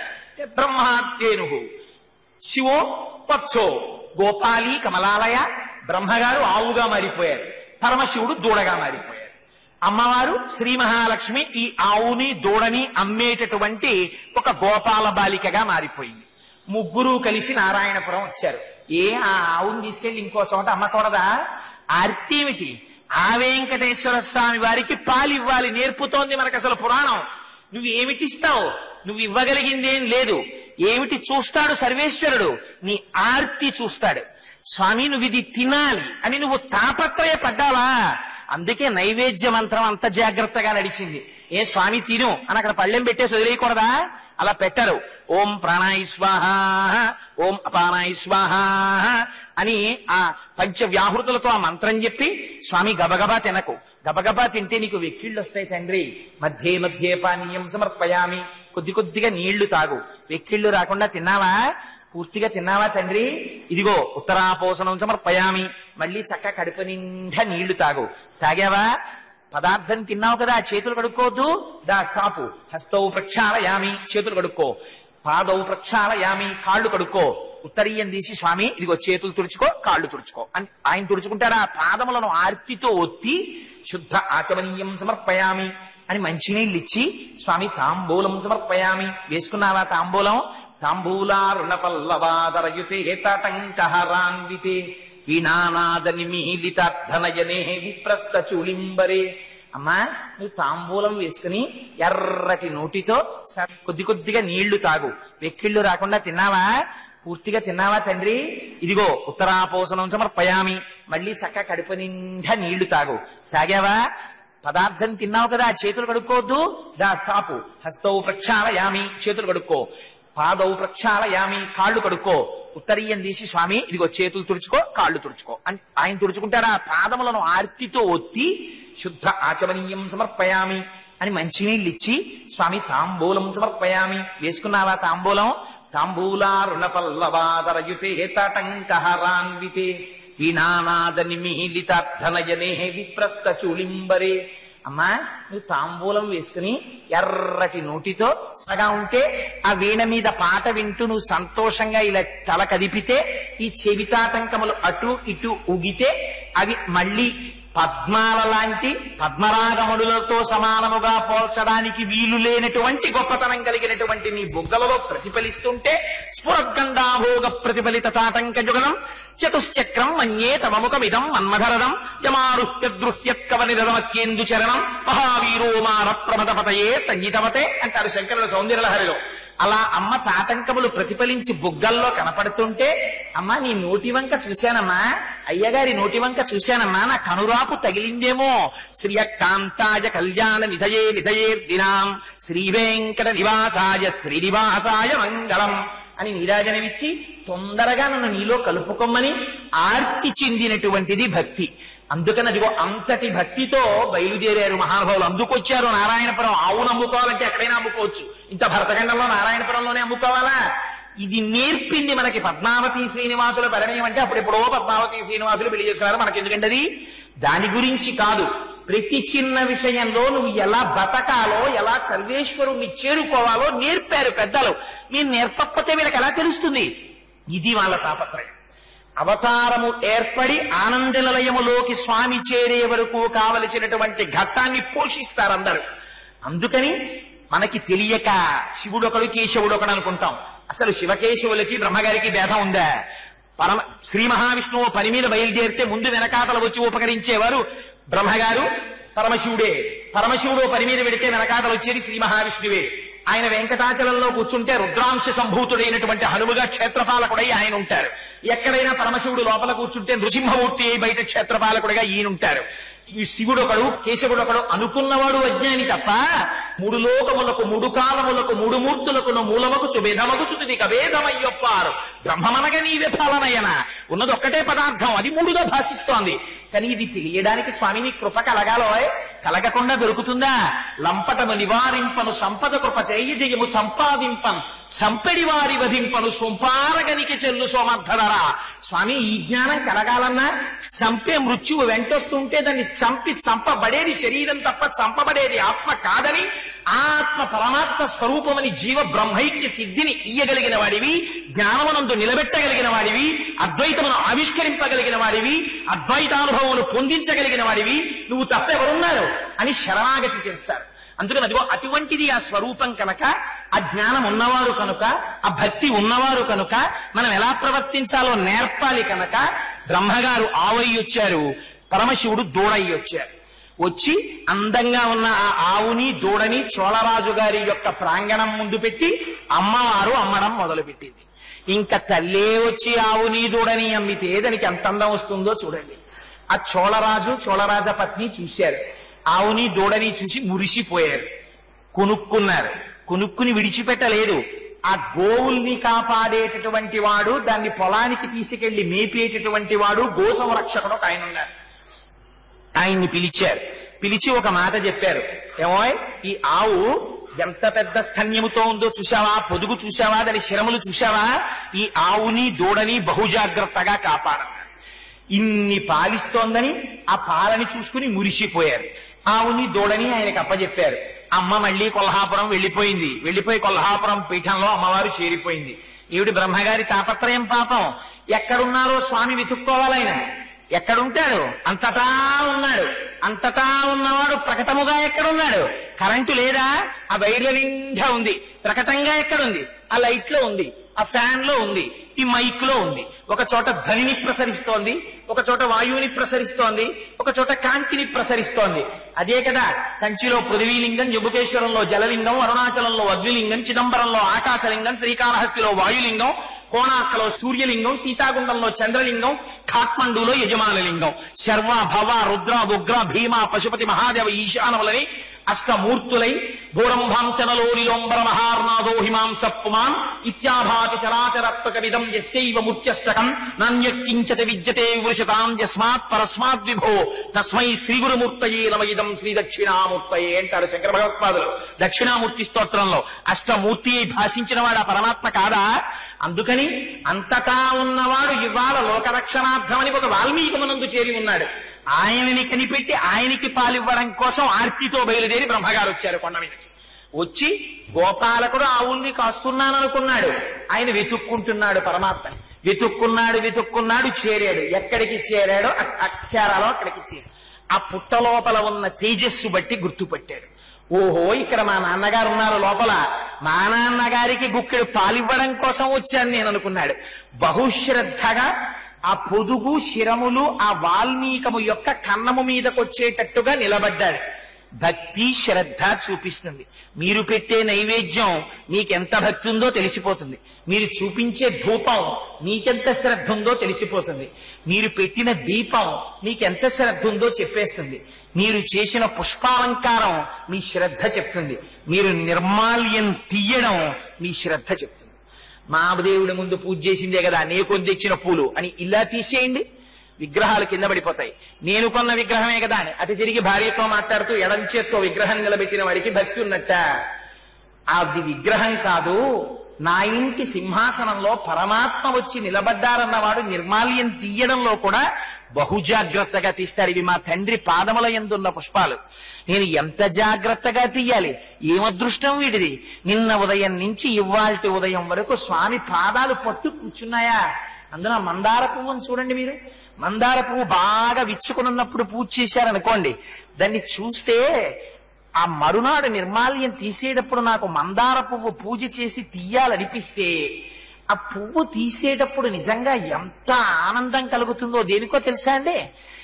దొరక్క భగవానుడి పాదాలు దొరికినవాడు ఎంత గట్టిగా బిగియార కౌగిలించుకుంటాడో, ఆర్తితో ఉన్నవాడికి అనాథరక్షకుడు ఒకడు దొరికితే వాడిని ఎలా పట్టుకుంటాడో, కారు చీకటిలో కాంతిరేఖ కనపడితే దాని వెంట ఎలా పరిగెడతాడో, అలా ఎన్ని జన్మలెత్తానో అమ్మయ్యా ఇవాళ నేను స్వామిని చేరిపోయానని ఆ మందార పువ్వు ముడుచుకున్నప్పుడు గట్టిగా పట్టుకుంటుంది విగ్రహాన్ని. మీరు ఇలా తీయండి, ముచ్చుక పట్టుకుని విగ్రహం వదులుతుంది. దాన్ని జాగ్రత్తగా విడిపించాలి. ఆ పువ్వుని విడిపించి తీసేటప్పుడు మనస్సుకు ఎంత బాధ కలుగుతుందో. నీకున్న జ్ఞానం నాకు లేదే. ఒక రోజల్లా పట్టుకున్నావు. నీ ప్రాణోత్క్రమణం అయిపోతుంటే, నువ్వు వడిలిపోతుంటే సర్వేశ్వరుడి పాదాలు పట్టుకుని అలా ఉండిపోయావు. నేను ఉండగలనాలా? ఉండలేకే కదా పునరపి జననం పునరపి మరణం పునరపి జనని జఠరేశయనం జిహ సంసారే బహుదుస్తారే కృపయా పారే పాహి మురారి. ఎన్ని జన్మలెత్తానో, ఎందరైరో తల్లులెందరో తండ్రులెందరో తన వారలెందరో సుతులు ముందు చావుండంగ మురియంగనగుని. ఎన్ని జన్మలెత్తామో ఇప్పటికే. ఎంతమంది తల్లులయ్యారో, ఎంతమంది తండ్రులయ్యారో. మకరి తోడపోరు మతంగ విభుని ఒక్కరినిడించి పోవ కాళ్ళు రాక కోరి చూచుచుండే కుంజరీ యూథంబు మగలు తగులు కారే మగువలకును. అందరూ వెళ్ళిపోయేవాళ్లే. చిట్ట చివర భార్య ఒక్కతే అక్కడి నుంచి ఉంటుంది. ఒక్కసారి బంధం ఉంది కాబట్టి. నిజంగా శరీరం విడిచిపెట్టి జీవుడు అతికంపి వేగమున పోవుచుండా ఓ నాయనయంచు ఏడ్చు నిజ సుతులు ఆ పుత్రికలు తప్ప కందోగిని భాష్మములు నొలుక దుఃఖాంబుది సొచ్చు పత్నియున్ ఖాయము వీడి రారు కదా చేసిన కర్మము పుణ్యము తపశంకర. ఎవరొస్తారు? వచ్చేవాళ్ళు ఉంటారా? కొడుకు శ్మశానం వరకు వస్తాడు, భార్య గుమ్మం వరకు వస్తుంది, ఈ శరీరం కట్టెల్లోకి వెళ్ళిపోతుంది. ఏడుస్తూ చేసుకున్న పాపపుణ్యాల్ని పట్టుకుపోయేవాడు ఎవడైనా ఉంటే జీవుడు ఒక్కడే పోవాలి. కింవానేన ధనేన వాజికరి విప్రాప్తేన రాజ్యేన కిం వా పుత్ర కలత్ర మిత్ర పశుభిర్దేహేన గేహేన కిం జ్ఞాతై తక్షణ భంగురం సపతిరోత్యాద్యం మనోదూరత స్వాత్మార్థం గురువాక్యతో భజ భజ శ్రీ పార్వతీ వల్లభం అంటారు శంకరులు. అందుకే ఏ వస్తాయి తండ్రి, నీ పాదముల యందు నిరంతర భక్తిని నాకు కటాక్షించు, నువ్వు నన్ను ఆదుకుంటావంటారు. సరే, అందుచేత బ్రహ్మగారు ఆ పుట్ట దగ్గరికి వచ్చి పాలు విడిచిపెట్టడానికి సిద్ధపడ్డారు. వాల్మీకస్తం హరిజ్ఞాత్వా తుతోష మనసా విధిహి అన్నారు. పొంగిపోయారట వాల్మీకంలో పరమాత్మని చూడగానే. అసలు ఈ హృదయ గుహనందు పరమాత్మ ఉన్నాడని తెలుసుకోగానే పొంగిపోగలగాలి. ఎక్కడ వెతుకుతారు పరమాత్మని? పొంగిపోయారు. ఎవరు పొంగిపోయారు? రామదాసు గారు పొంగిపోయారు. తారక మంత్రము కొరిన దొరికెను ధన్యుడనైతిని ఊరన్నా అని, ఇంక నేను కాలుని దూతల పడనే పడను ఊరన్నా అంటూ చిందులేసేశారు మంత్రోపదేశం జరిగితే. ఇక్కడే ఆత్మగుహలో స్వామి ఇక్కడే ఉన్నాడు రా, ఎక్కడో లేడు. దేహం ఆ లోపల ఇక్కడే ఈ నవరంధ్రములతో కూడినటువంటి శరీరము లోపలే, హృదయ గుహలోనే లోపలే కేవలం నివారస్సు కవర్తన్వీ పీతాభాస్వత్యనోపమాగా ప్రకాశిస్తున్నాడు అని తెలియగానే ఇక్కడున్నాడా తండ్రి, బయట వెలుగుతున్నాడని పొంగిపోగలగాలి. వాల్మీకస్తం హరిం జ్ఞాత్వా తుతోష మనసా విధిహి. పొంగిపోయాడాయన. పొంగిపోయి క్షీరధారలతో అభిషేకం చెయ్యాలనుకున్నాడు. లోపలున్నారు స్వామి, ఆయనకి అర్పించాలని తాపత్రయం పుట్టింది. నేర్పారు ఇంటికి పెద్దవారు. చతుర్ముఖ బ్రహ్మగారంటే అది లక్షణం. అందుకని బ్రహ్మగారి గురించి ఎప్పుడు చెప్పినా, బ్రహ్మ వాక్కు ఎక్కడొచ్చినా ఎంతటి వారు ఇలా శిరస్సు ఉంచి నమస్కరిస్తారు. కారణం ఏమిటంటే ఆయన సృష్టికర్త, ఇంటికి పెద్దవాడు. ఆయన చేసిన పని ఉత్తరోత్తర ఆదర్శవంతం అవుతుంది. ఆయన క్షీరధారలతో అభిషేకించారు. ఆ పాలు లోపల పడ్డాయి. శ్రీనివాసమూర్తి లోపల ఉన్నటువంటి వెంకటేశ్వరుడు ఆ పాలని తాగుతున్నారు. ఎక్కడో ఆ లోపల పుట్టలో ఉన్నటువంటి శ్రీనివాసుడు తన నోరు తెరిచి పాలని తాగుతుంటే గుటుక్కు గుటుక్కు గుటుక్కు గుటుక్కుమని బయట ఆవు శరీరంతో ఉన్నటువంటి బ్రహ్మగారు పొంగిపోయారట. ఎంత పొంగిపోయారో తెలుసా అండి మహానుభావుడు? నల్లని వాణి, ఆ లోపల ఉన్నటువంటి వాడు నల్లటి శరీరంతో వర్షించడానికి సిద్ధపడిపోయినటువంటి మేఘం ఎలా ఉంటుందో అటువంటి స్వరూపం కలిగినటువంటి వాడు.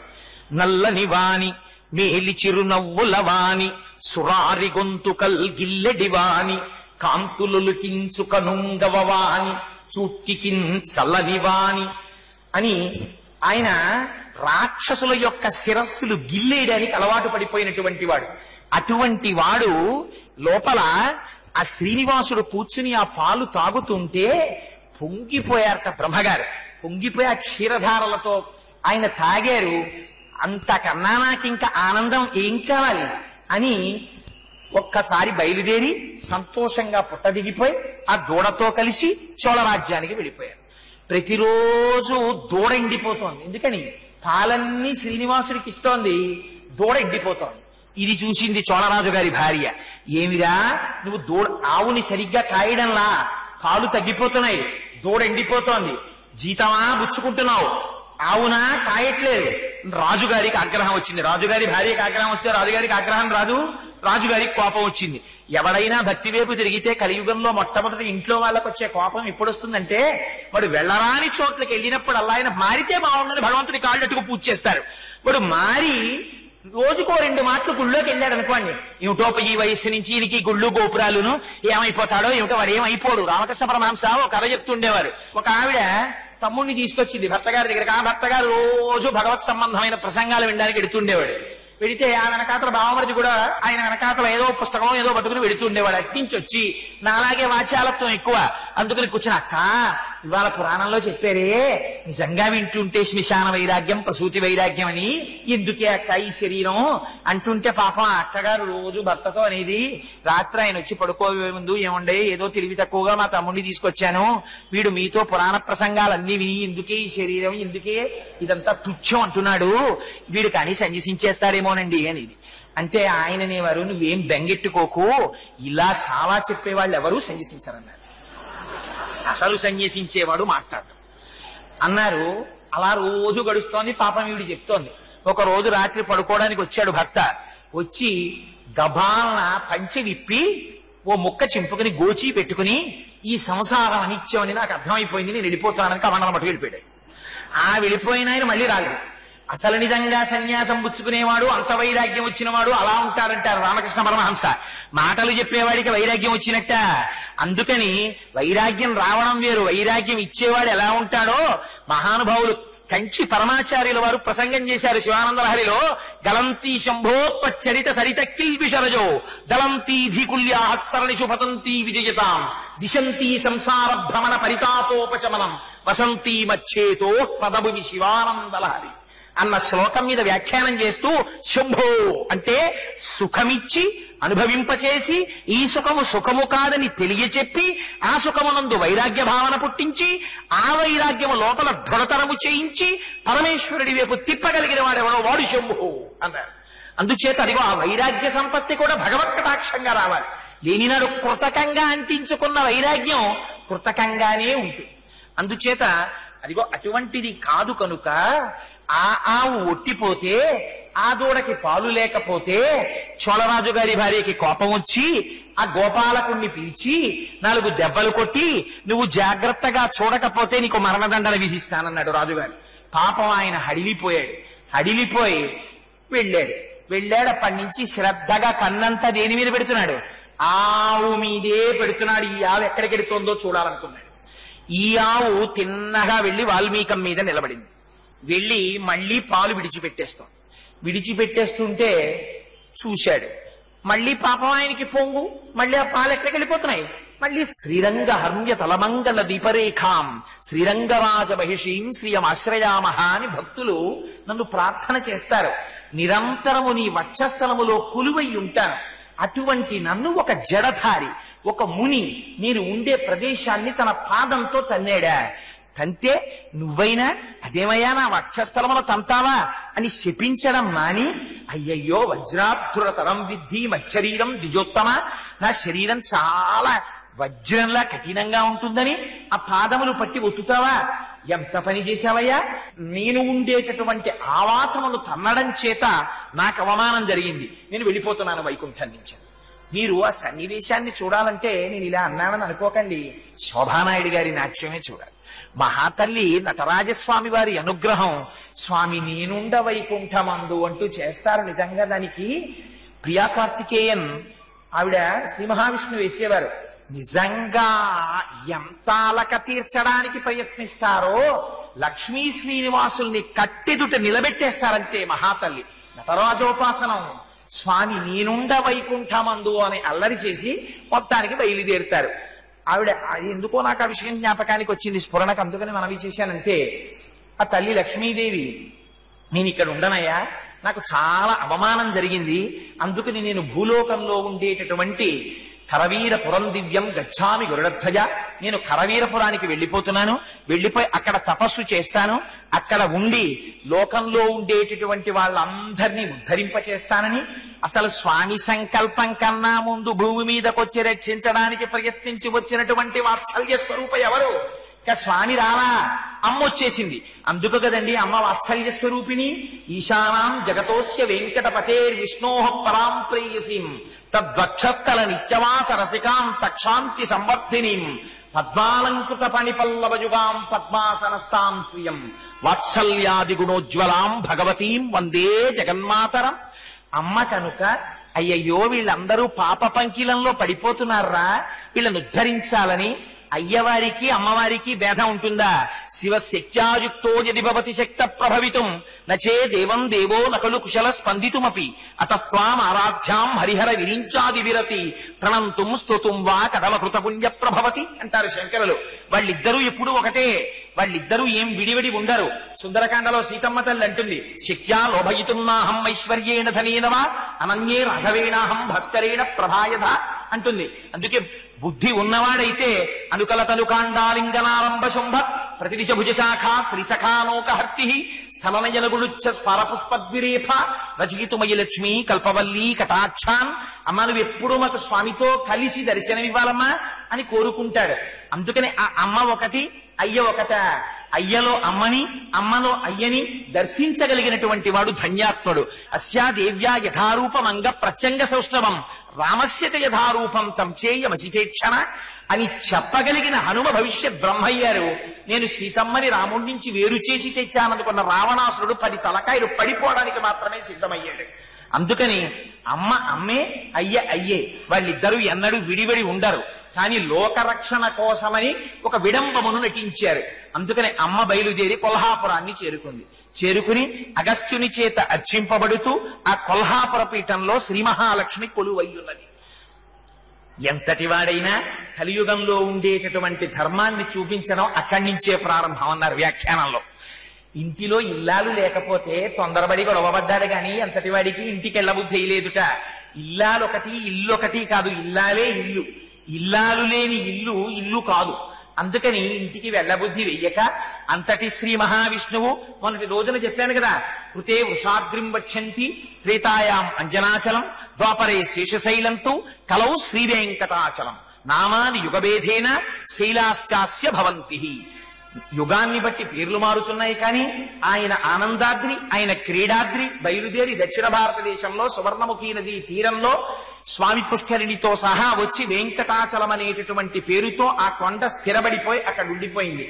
అందుకని మహానుభావుడు ఇంతకుముందు అనేక రూపములను ధరించినటువంటి వాడు ఇవాళ కలియుగంలో పాపజీవనులైనటువంటి మనుష్యుల్ని ఉద్ధరించడం కోసమని వేదోద్ధారణ మందరాభరణ పృథ్వీధర్మ నిర్మాణ ప్రహ్లాదత్రాణ బలిప్రతారణ నృపాహంకార నిర్వాపన వైదేహీరమణ ధనంజయ జయ వ్యాపార పారీణ క్షోణీ దివ్యత్కరుణ తమోహరణ తండ్రి వెంకటేశ ప్రభో అంటారు. అంతకు ముందున్న దశావతారాలు ఎవరివి? ఆయనవే. ఈ వెంకటేశ్వరుడిగా ఎందుకు వచ్చాడు? మనందరినీ ఉద్ధరించడం కోసమని వైకుంఠాన్ని విడిచిపెట్టి మహానుభావుడు వెంకటాచల పర్వత శిఖరములను చేరినటువంటి వాడే అక్కడ ఉన్నటువంటి ఒక తింత్రిణీ వృక్షం, అది నీడ తిరుగని చింత చెట్టు అని పిలిచేవారు దాన్ని. సూర్యుడు తూర్పు నుంచి పడమరకి ప్రయాణించినా దాని నీడ వేరే వైపు పడడానికి ఉండేది కాదుట, దాని నీడ దానిలోనే విస్తరించి ఉండేదిట. అంత పెద్ద చింత చెట్టు. ఆ తింత్రిణీ వృక్షం కింద ఒక పెద్ద పుట్ట, ఆ పుట్ట లోపలికి చేరి ఆ వాల్మీకమునందు ఉన్నవాడై మహానుభావుడు కలియుగంలో ఉండేటటువంటి జనుల్ని ఉద్ధరించడం కోసం తాను ఆనంద నిలయ విమానంలో వెంకటేశ్వరుడిగా అభయముద్ర వరముద్ర పట్టడానికి సిద్ధపడిన వాడై దానికి కావలసిన ప్రాతిపదికని ఏర్పాటు చేసుకున్నవాడై ఆ వాల్మీకమునందు చేరారు. కానీ తల్లడిల్లిపోయిన వారెవరు? వైకుంఠము నుంచి బయలుదేరి శ్రీ మహావిష్ణువు భూలోకానికి చేరుకున్నారు. ఏమో మా స్వామి ఎలా ఉన్నారు? భక్తికి ఆర్తి అంటే అదేనండి. భక్తి అంటే ఏమిటి? రిచువలిస్టిక్ భక్తి వేరు, ఆర్తితో కూడిన భక్తి వేరు. మార్గావర్తిత పాదుకా పశుపతే రంగస్య కూర్చాయతి గండూషాంబు నిషేచనం పురరిపోర్ దివ్యాభిషేకాయతి కించిత్ భక్షిత మాంసశేష కబలం నవ్యోపహారాయతి భక్తి కిం నకరోత్యహో వనచరో భక్త్యావతంసాయకే అంటారు శంకరులు శివానంద లహరిలో. ఆ భక్తి ఉన్ననాడు ఆ ఆర్తి ఉంటుంది. కుడి ఎడమలు తెలియవు. నేను ఇది చెయ్యడమా చెయ్యకపోవడమా తెలియదు. కృష్ణ పరమాత్మ చేత తాము రక్షింపబడాలా, తాము కృష్ణ పరమాత్మని రక్షించాలా? గోపికలు ఏం చేశారు? పూతనా సంహారం జరిగినప్పుడు అంత పెద్ద పూతన శరీరం మీద కృష్ణ పరమాత్మ పడుకుని ఆడుకుంటుంటే నేలంకూలిన మేటి పెన్నురముపై నిర్భీతి క్రీడించునో బాలారమ్మని మోపు చేర్చుకొని సంపర్శించి ఆరాస్తుతున్ గోలాంగూలము తిప్పి గోరజములం చల్లించి గోమూత్రముం జల్లి తద్బాలాంగంబుల గోమయంబలదిరా 12 నామంబులన్.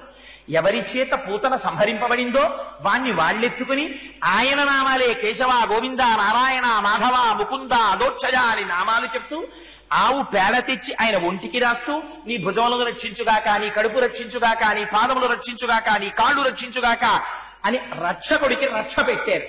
ఇది కుడి ఎడమలు తెలియనటువంటి భక్తి.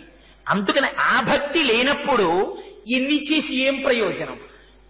అందుకే శంకరులు శివానంద లహరిలో వాత పెట్టి మాట్లాడతారు. ఎవడికి కావాలరా నీకు భక్తి లేనప్పుడు? నువ్వు అది లేదా నీ దగ్గర, అది లేనంతసేపు నువ్వు ఎంతటి వాడివని చెప్పుకో, దాని గురించి పరమాత్మకేం లెక్కలేదు. ఆ భక్తి కావాలి. అందుకే అంటారాయన నరత్వం దేవత్వం నగవన మృగత్వం మశికత పశుత్వం కీటత్వం భవతు విహగత్వాది జననం సదాత్త పాదాబ్జ స్మరణ పరమానందలహరి విహారాసక్తం చేద్రూదయమిహకింతేన వపుష. అందుకని స్వామి మీరు కొండనవని, గట్టునవని, ఏటినవని, చెట్టునవని, పిట్టనవని, పుట్టనవని, పావునవని, పశువునవని, మనిషినవని, దేవతనవని, కర్మానుగుణంగా వచ్చేటటువంటిది ఉపాధి. ఉపాధి లోపల ఉండేటటువంటి జీవుడికి ఉండవలసినటువంటిది భక్తి. ఆ భక్తి లేనినాడు చర్మము, రక్తము, మాంసము, కొవ్వు, అస్థి, శుక్ల, మేధ అనబడేటటువంటి సప్త ధాతువులతో నిర్మింపబడిన ఈ శరీరం ఎందులో చూసినా ఒకటే. అందుకని తండ్రి నాకు కావలసినది ఏ ఉపాధి అని నేను అడగను, నీ పాదముల యందు నిరంతర భక్తిని కటాక్షించమని అడుగుతారు. అందుకని అదిగో అటువంటి భక్తి తత్పరత కలిగిన వారు కనుక స్వామి యందు బ్రహ్మగారు ఆర్తి పొందాడు. తన పుట్టిల్లెద పొమ్మటంచునజుడుం తన్నాభి పంకేరుహంబు నిరీక్షించి నటించి తత్పాద శేచనముంచేస కమండలూదకములం చల్లించి తత్తోయముల్ వినివీధిన్ ప్రవహించదేవనదిగా విశ్వాత్మ కీర్తిప్రభన్ అంటారు అష్టమస్కంధంలో పోతన గారు. ఒక్కసారి శ్రీ మహావిష్ణువు పాదం వామనావతారంగా ఉన్నప్పుడు పైకి వెడుతుంటే పొంగిపోయాడు సత్యలోకంలో ఉన్న బ్రహ్మగారు. ఆయన నాభికమలంలోంచి నేను పుట్టాను, మా నాన్నగారి పాదం పైకొస్తోందని పరుగు పరుగున పైకొచ్చే కమండలంలో నీళ్లు చేసి ఆ కాళ్ళు కడిగారు. ఇది భక్తి. అందుకని తల్లడిల్లిపోయాడు బ్రహ్మగారు, తల్లడిల్లిపోయాడు పరమశివుడు. ఇద్దరూ కలిసి బయలుదేరారు. ఎక్కడికి వెళ్ళారు? అమ్మ అనుగ్రహం లేకుండా ఏదీ జరగదు. అందుకని అమ్మ దగ్గరికి వెళ్ళారు కొల్హాపురం. అమ్మా, నీ మీద బెంగతో బయలుదేరాడమ్మా స్వామి. వెంకటాచలం చేరాడు. చేరి ఎక్కడున్నాడు? తపస్సులో ఉన్నాడు. తిన్నాడో తినలేదు. ఆర్తి కలిగిన వాడు ముందు అనే మాట ఏమిటో తెలుసా అండి? రాత్రి ఏసీ రూమ్ దొరికిందో దొరకలేదు, మా అబ్బాయి బాగా రాత్రి నిద్రపోయాడో నిద్రపోలేదు, మా అబ్బాయికి ఇస్త్రీ బట్టలు దొరికాయో దొరకలేదు అందో అమ్మ. అమ్మ ఏమంటుంది? పిల్లాడికి కడుపు నిండా అన్నం దొరికిందో దొరకలేదు, వాడికి పాపం అన్నం పెడుతున్నారో పెట్టట్లేదో, కొత్తగా ఆర్ఈసీలో సీట్ వచ్చి పిల్లాడిని పాట్నాలో జాయిన్ చేశారనుకోండి, అక్కడ అలవాటు ఒకవేళ రోజు పూరీలే పెడతారంటారా, చపాతీలే పెడతారా? పిల్లాడికి వేడి చేసేస్తుందేమోనండి. వాడికి వేడి చేస్తే దగ్గు వస్తుంది. 4 ఏళ్ల ఇంజనీరింగ్ ఎప్పటికి పూర్తవుతుందండి? వాడికి పాపం అన్నం అంటే ఎంత ఇష్టం, వాడికి వంకాయ కొత్తిమీర కారం పెడితే ఎంత ఇష్టం. ఇవాళ కూర వండాను, అసలు నోట పెట్టబుద్ధి అయ్యట్లేదు, నాకు వాడే కనిపిస్తున్నాడు అంటుంది. ఆర్తి కలిగిన చోట ముందు జ్ఞాపకం వచ్చేది వాడు తింటాడా తినడా? పరమేశ్వరుడు తింటాడా?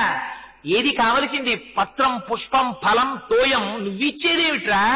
యోమే భక్త్యా ప్రయచ్చతి, అది నా సృష్టి. యావదావర్తతే చక్రం యావతీచ వసుంధర తావత్వ విహసర్వత్వం స్వామిత్వం అనువర్తయ అంటాడు భరతుడు. నాదా స్వామిది, ఇదంతా నీది. సూర్యచంద్రులు ఎంతకాలం ఉంటారో, ఈ కాలచక్రం ఎంతకాలం తిరుగుతుందో అంతకాలం నువ్వు స్వామివి. నీకు నేను భృత్యుణ్ణి, నీ కింకరుణ్ణి, నీ సేవకుణ్ణి, నీ పుత్రుణ్ణి, నీ భక్తుణ్ణి.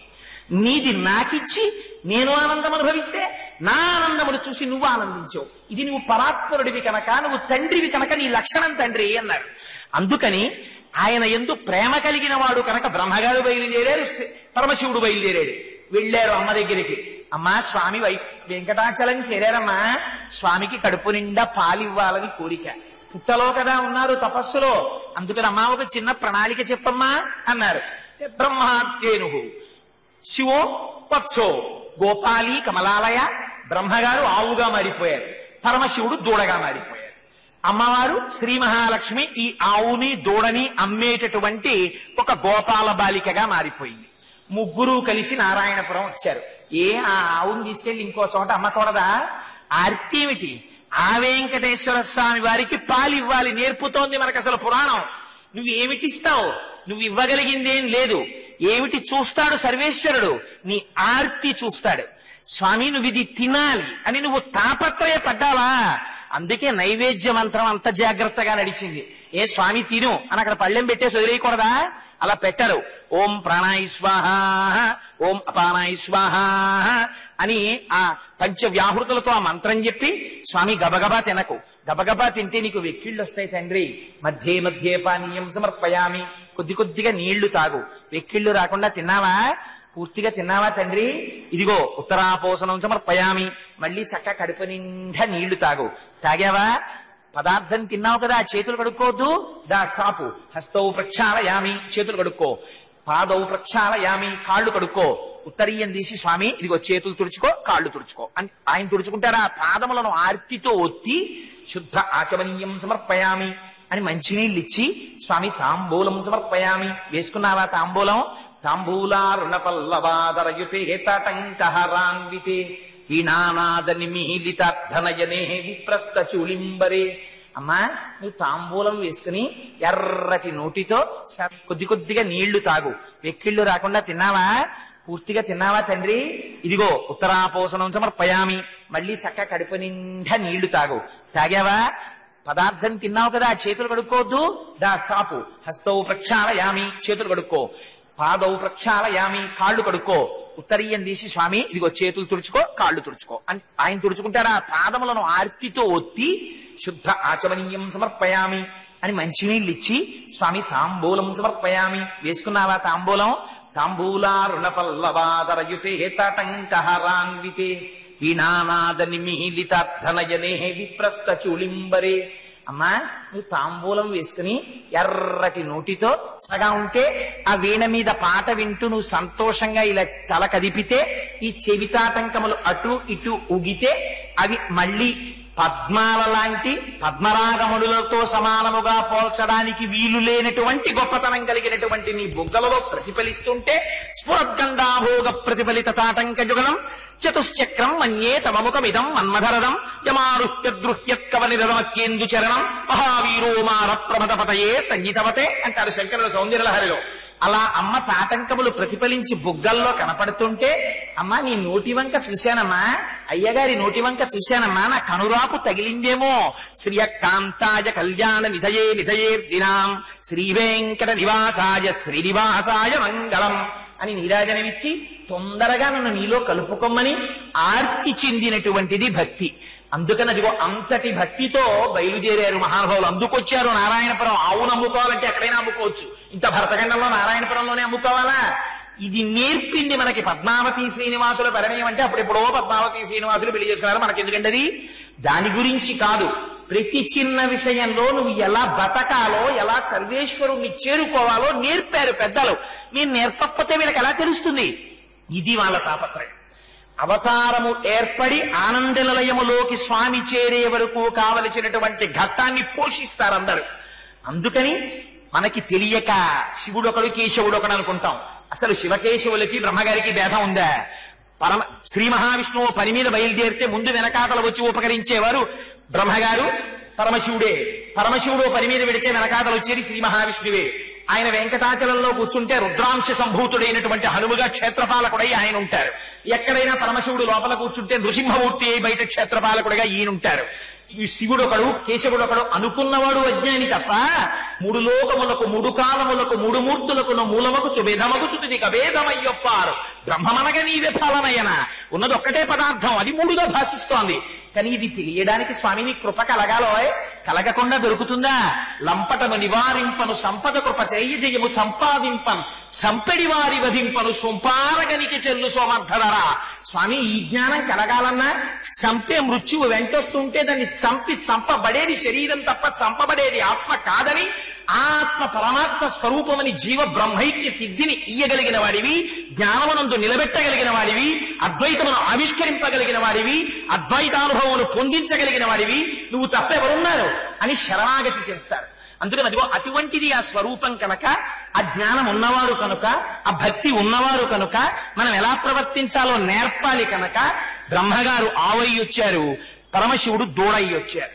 వచ్చి అందంగా ఉన్న ఆ ఆవుని దూడని చోళరాజు గారి యొక్క ప్రాంగణం ముందు పెట్టి అమ్మవారు అమ్మడం మొదలుపెట్టింది. ఇంకా తల్లే వచ్చి ఆవుని దూడని అమ్మితే దానికి ఎంత అందం వస్తుందో చూడండి.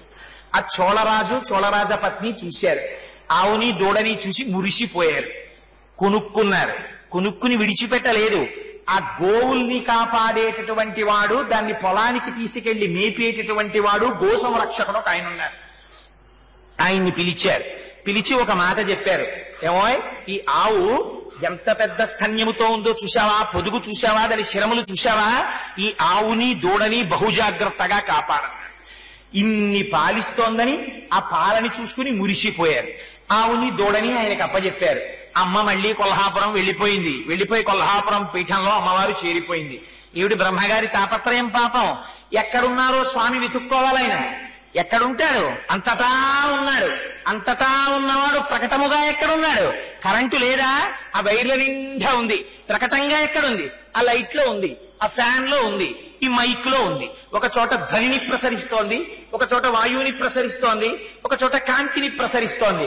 అదే కదా కంచిలో పృథ్వీలింగం, జంబుకేశ్వరంలో జలలింగం, అరుణాచలంలో అగ్నిలింగం, చిదంబరంలో ఆకాశలింగం, శ్రీకాళహస్తిలో వాయులింగం, కోణార్కలో సూర్యలింగం, సీతాగుండంలో చంద్రలింగం, ఖాట్మండూలో యజమానలింగం.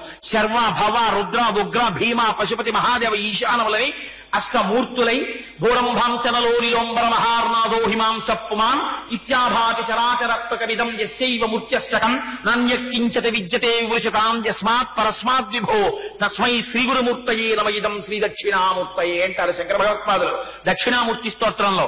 అష్టమూర్తి భాషించిన వాడు ఆ పరమాత్మ కాదా?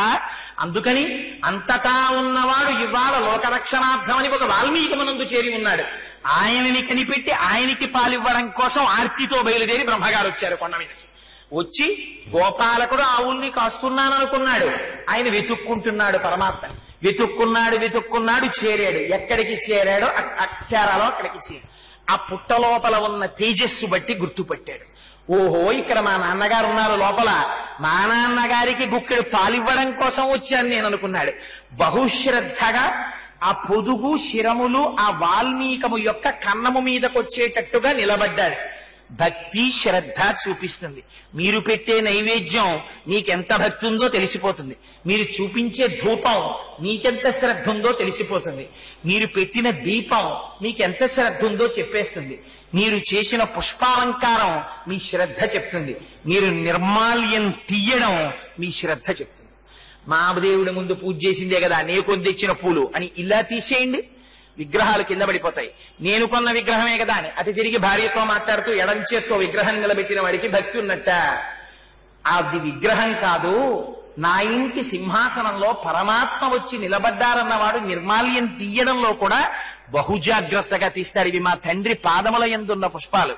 నేను ఎంత జాగ్రత్తగా తీయాలి, ఏమదృష్టం వీడిది. నిన్న ఉదయం నుంచి ఇవాల్టి ఉదయం వరకు స్వామి పాదాలు పట్టు కూర్చున్నాయా. అందున మందార పువ్వుని చూడండి మీరు. మందార పువ్వు బాగా విచ్చుకున్నప్పుడు పూజ చేశారనుకోండి, దాన్ని చూస్తే ఆ మరునాడు నిర్మాల్యం తీసేటప్పుడు నాకు మందార పువ్వు పూజ చేసి తీయాలనిపిస్తే ఆ పువ్వు తీసేటప్పుడు నిజంగా ఎంత ఆనందం కలుగుతుందో దేనికో తెలుసా అండి? దొరక్క భగవానుడి పాదాలు దొరికినవాడు ఎంత గట్టిగా బిగియార కౌగిలించుకుంటాడో, ఆర్తితో ఉన్నవాడికి అనాథరక్షకుడు ఒకడు దొరికితే వాడిని ఎలా పట్టుకుంటాడో, కారు చీకటిలో కాంతిరేఖ కనపడితే దాని వెంట ఎలా పరిగెడతాడో, అలా ఎన్ని జన్మలెత్తానో అమ్మయ్యా ఇవాళ నేను స్వామిని చేరిపోయానని ఆ మందార పువ్వు ముడుచుకున్నప్పుడు గట్టిగా పట్టుకుంటుంది విగ్రహాన్ని. మీరు ఇలా తీయండి, ముచ్చుక పట్టుకుని విగ్రహం వదులుతుంది. దాన్ని జాగ్రత్తగా విడిపించాలి. ఆ పువ్వుని విడిపించి తీసేటప్పుడు మనస్సుకి ఎంత బాధ కలుగుతుందో. నీకున్న జ్ఞానం నాకు లేదే. ఒక రోజల్లా పట్టుకున్నావు. నీ ప్రాణోత్క్రమణం అయిపోతుంటే, నువ్వు వడిలిపోతుంటే సర్వేశ్వరుడి పాదాలు పట్టుకుని అలా ఉండిపోయావు. నేను ఉండగలనాలా? ఉండలేకే కదా పునరపి జననం పునరపి మరణం పునరపి జనని జఠరేశయనం జిహ సంసారే బహుదుస్తారే కృపయా పారే త్వాహి మురారి. ఎన్ని జన్మలెత్తానో, ఎందరైలో తల్లులెందరో తండ్రులెందరో తన వారలెందరో సుతులు ముందు చావుండంగ మురియంగనగుని. ఎన్ని జన్మలెత్తామో ఇప్పటికే. ఎంతమంది తల్లులయ్యారో, ఎంతమంది తండ్రులయ్యారో. మకరి తోడపోరు మతంగ విభుని ఒక్కరినిడించిపోవ కాళ్ళు రాక కోరి చూచుచుండే కుంజరీ యూథంబు మగలు తగులు కారే మగువలకును. అందరూ వెళ్ళిపోయేవాళ్లే. చిట్ట చివర భార్య ఒక్కతే అక్కడి నుంచి ఉంటుంది. ఒక్కసారి బంధం ఉంది కాబట్టి. నిజంగా శరీరం విడిచిపెట్టి జీవుడు అతికంపి వేగమున పోవుచుండా ఓ నాయనయంచు ఏడ్చు నిజ సుతులు ఆ పుత్రికలు తప్ప కందోగిని భాష్మముల్ నొలుక దుఃఖాంబుది సొచ్చు పత్నియున్ ఖాయము వీడి రారు కదా చేసిన కర్మము పుణ్యము తపశంకర. ఎవరొస్తారు? వచ్చేవాళ్ళు ఉంటారా? కొడుకు శ్మశానం వరకు వస్తాడు, భార్య గుమ్మం వరకు వస్తుంది, ఈ శరీరం కట్టెల్లోకి వెళ్ళిపోతుంది.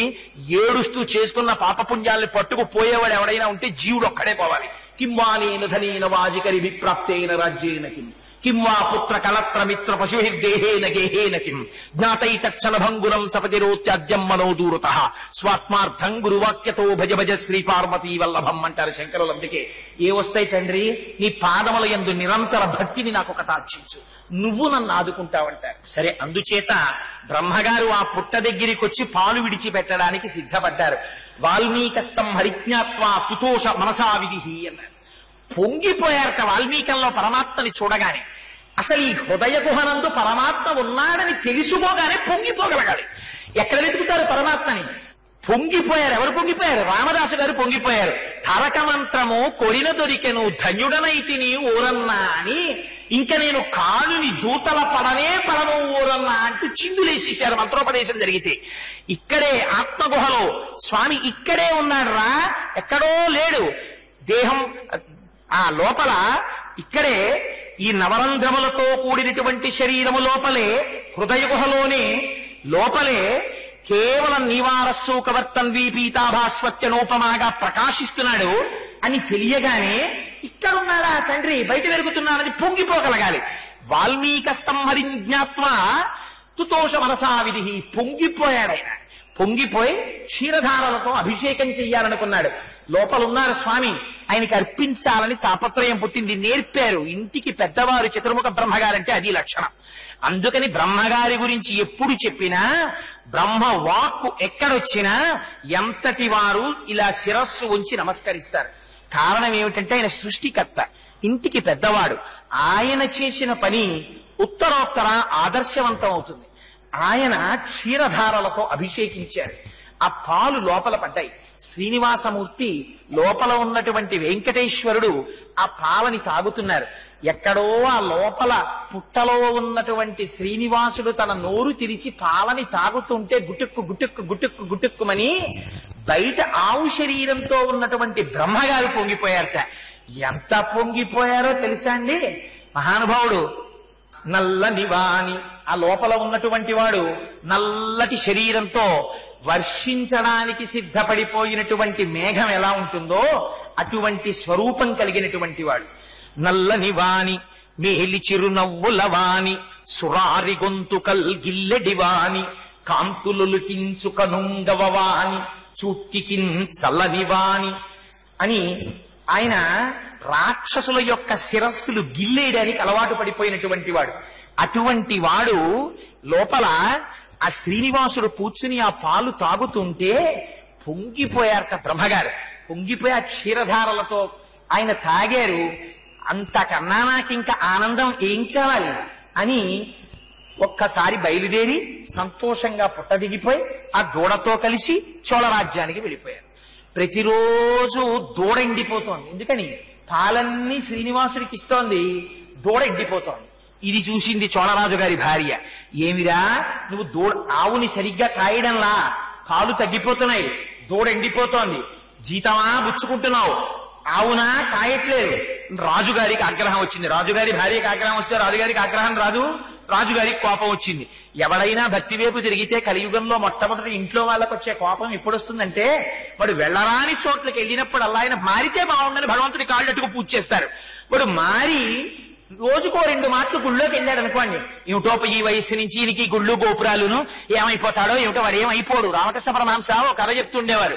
ఒక ఆవిడ తమ్ముడిని తీసుకొచ్చింది భర్తగారి దగ్గరికి. ఆ భర్తగారు రోజు భగవత్ సంబంధమైన ప్రసంగాలు వినడానికి వెడుతుండేవాడు.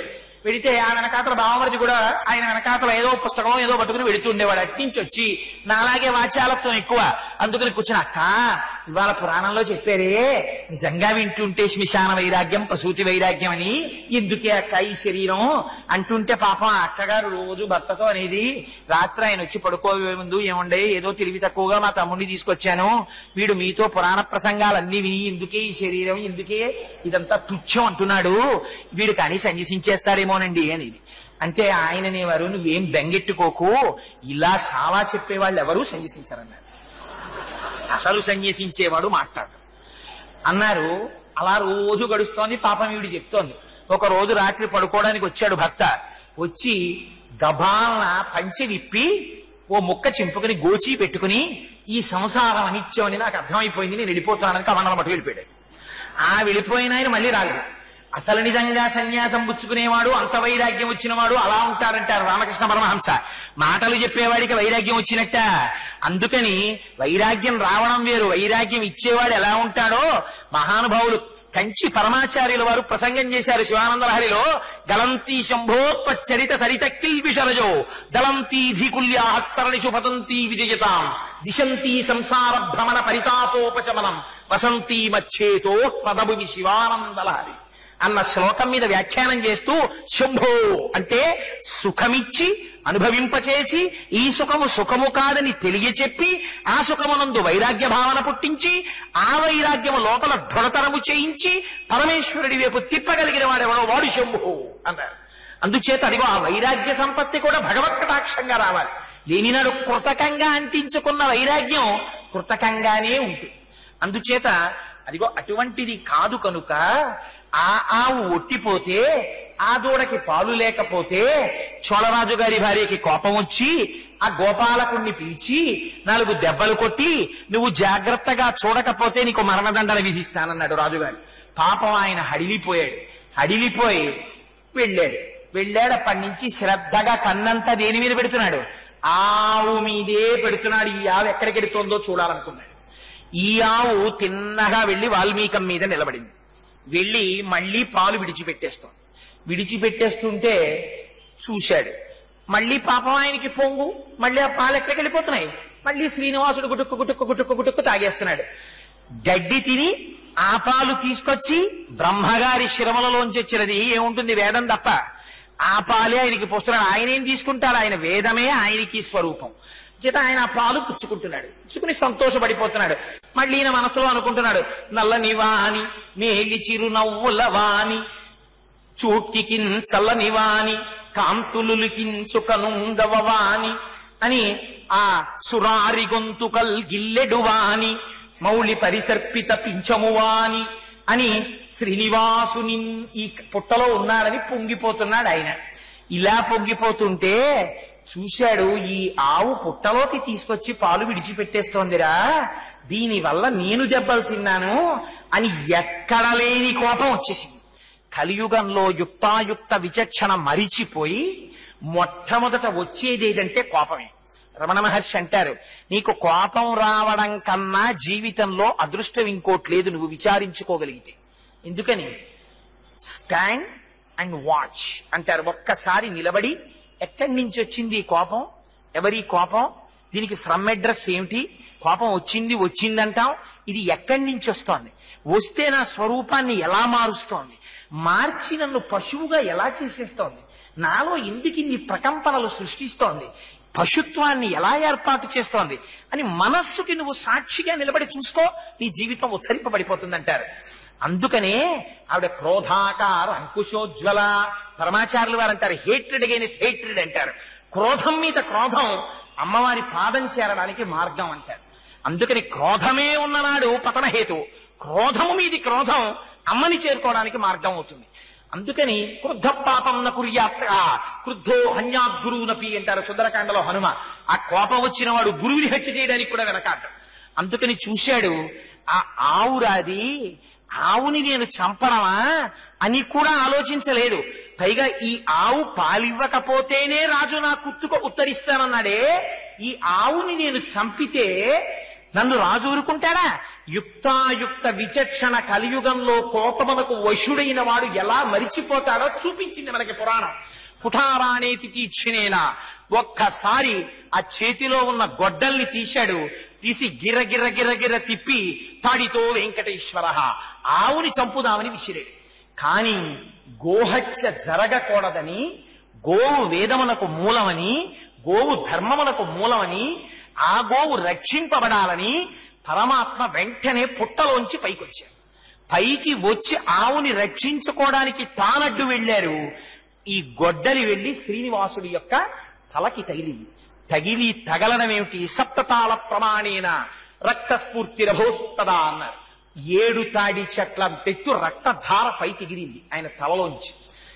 పరమేశ్వరుడి యొక్క శిరస్సు నుంచి పైకి లేచినటువంటి రక్తధారని చూశాడు. మీరు ఇక్కడ ఒక్క విషయం జ్ఞాపకం పెట్టుకోవాలి, పరమాత్మని కొట్టిన భక్తులున్నారు, లేరా అర్జునుడు కొట్టలా కిరాతార్జునీయంలో?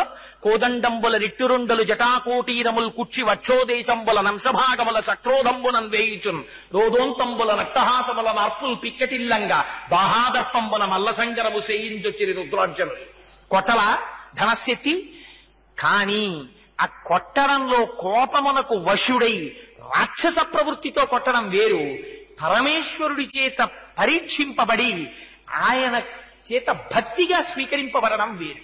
ఇక్కడ క్రోధము కారణమై గోవు మీదకి విసరబడినటువంటి గొడ్డలకి అడ్డు వచ్చిన శ్రీనివాసుని తలకి తగిలినటువంటి గొడ్డలి చేత కలిగినటువంటి ప్రహారము వలన 7 తాడి చెట్లంత పైకి లేచినటువంటి రక్తధారలను చూసినంత మాత్రం చేత, ఆయన కన్నులలోంచొచ్చిన ఎరుపుని చూసినంత మాత్రం చేత ఆ గోపాలుడు తక్షణం అక్కడ పడి నెత్తురు కక్కి మరణించాడు. ఏళ్ళు కింద ఆ కొండ కిందకి రక్తం ప్రవహిస్తోంది. ఈ ఆవు పరిగెత్తింది. ఎందుకండి ఆవు పరిగెత్తడం? బ్రహ్మగారు ఆయనకి తెలుసు అవతారం ఎందుకు వస్తోందో. పరిగెత్తుకుంటూ చోళరాజు యొక్క ఆస్థానానికి వెళ్ళింది. వెళ్ళి పెద్ద అంబారావం చేసింది. రాజు ఎంత ధర్మమూర్తో చూడండి. ఒక ఆవు వచ్చి అంబారావం చేస్తే ఈ ఆవుకి ఏం కష్టం కలిగిందని దండనాథులతో మంత్రులతో కలిసి ఆవు వెంట బయలుదేరాడు. ఆ ఆవు తిన్నగా మళ్ళీ వెంకటాచలం కొండకొచ్చింది. వచ్చి రాజు చూశాడు. చూసేసరికి ఎవ్వరూ కనపడలేదు. పుట్ట కనపడింది, మరణించిన గోపాలుడు కనపడ్డాడు, ఏళ్ళై ప్రవహిస్తున్న రక్తం కనపడింది. ఇదేమిరా గోపాలుడా మరణించాడు. ఆవా ఏడుస్తూ వచ్చింది. నోరు విప్పి ఆవా చెప్పలేదు. ఇంత రక్తం ఎక్కడి నుంచి వచ్చిందని ఆలోచిస్తున్నాడు. వెంటనే పుట్టలోంచి శ్రీనివాసుడు బయటికి వచ్చాడు. ఇక్కడ చెప్పేశారు ధర్మం. పిశాచోభవ దుర్బుద్ధే మద్దుఃఖాదన కర్మణ. రాజా నువ్వు పిశాచమగుదువుగాక. ఆయన అడిగాడు, నా వల్ల దోషం ఏమిటని అడిగాడు. దోషం ఏమిటంటావా? తన రాజ్యంలో ఉండేటటువంటి ప్రజల వలన జరిగేటటువంటి అపచారములకు ఎంత మోతాదులో శిక్ష విధించాలో అంత మోతాదులో శిక్ష విధించకపోవడము రాజు దోషమే. అంతకు మించి భయపెట్టి శిక్ష వేయడం వల్ల తన కింద పరిపాలింపబడేటటువంటి వారిలో కలిగేటటువంటి బుద్ధి ఎందు వ్యగ్రతతో కూడిన భావనకు రాజే కారణం. నువ్వు ఆవు పాలివ్వనంత మాత్రం చేత మరణదండన విధిస్తానని గోపాలబాలుడి పట్ల క్రూరత్వం చూపించడం చేత వాడు వ్యగ్రతతో గొడ్డలి విసిరాడు ఆవు మీద. దీనికి రాజువైనందుకు నీదే బాధ్యత, అందుకని నువ్వు పిశాచమగుదువుగాక అని శపించాడు. శపిస్తే పాపం ఆయన కాళ్ళ మీద పడ్డాడు. మహానుభావా, ఆవుని కాయమన్నాను తప్ప, దూడ ఎండిపోతోందని ఆవు పట్ల జాగ్రత్తగా ఉండరా అన్నాను తప్ప, ఆవు దూడ క్షేమంగా ఉండాలన్నది నా కోరిక. అటువంటిది ఈ రోజు మీరు నాకు ఇంత దారుణమైన శాపం ఇచ్చారు. ఇది తగునా మీకు? నాకు శాపానుగ్రహాన్ని కటాక్షించి ఆ శాపమునకు విమోచనాన్ని కటాక్షించమన్నాడు. అంటే ఆనాడు శ్రీనివాసుడు మహానుభావుడు చూసి, ఏం చెయ్యమంటావయ్యా, నేను కోపపారవశ్యమునకు లోనయ్యాను. యుగధర్మం కలిగారు ప్రవర్తిస్తున్నారు, అందుకని నాకు వచ్చింది. కానీ శుక్రవారేతు సాయాన్ని కిరీటం ధారయామ్యహం. నాకు భవిష్యత్తులో మా మామగారు కిరీటాన్ని తీసుకొచ్చి ఒకరోజు శుక్రవారం నాడు సాయంకాలం నా తల మీద అలంకారం చేస్తారు.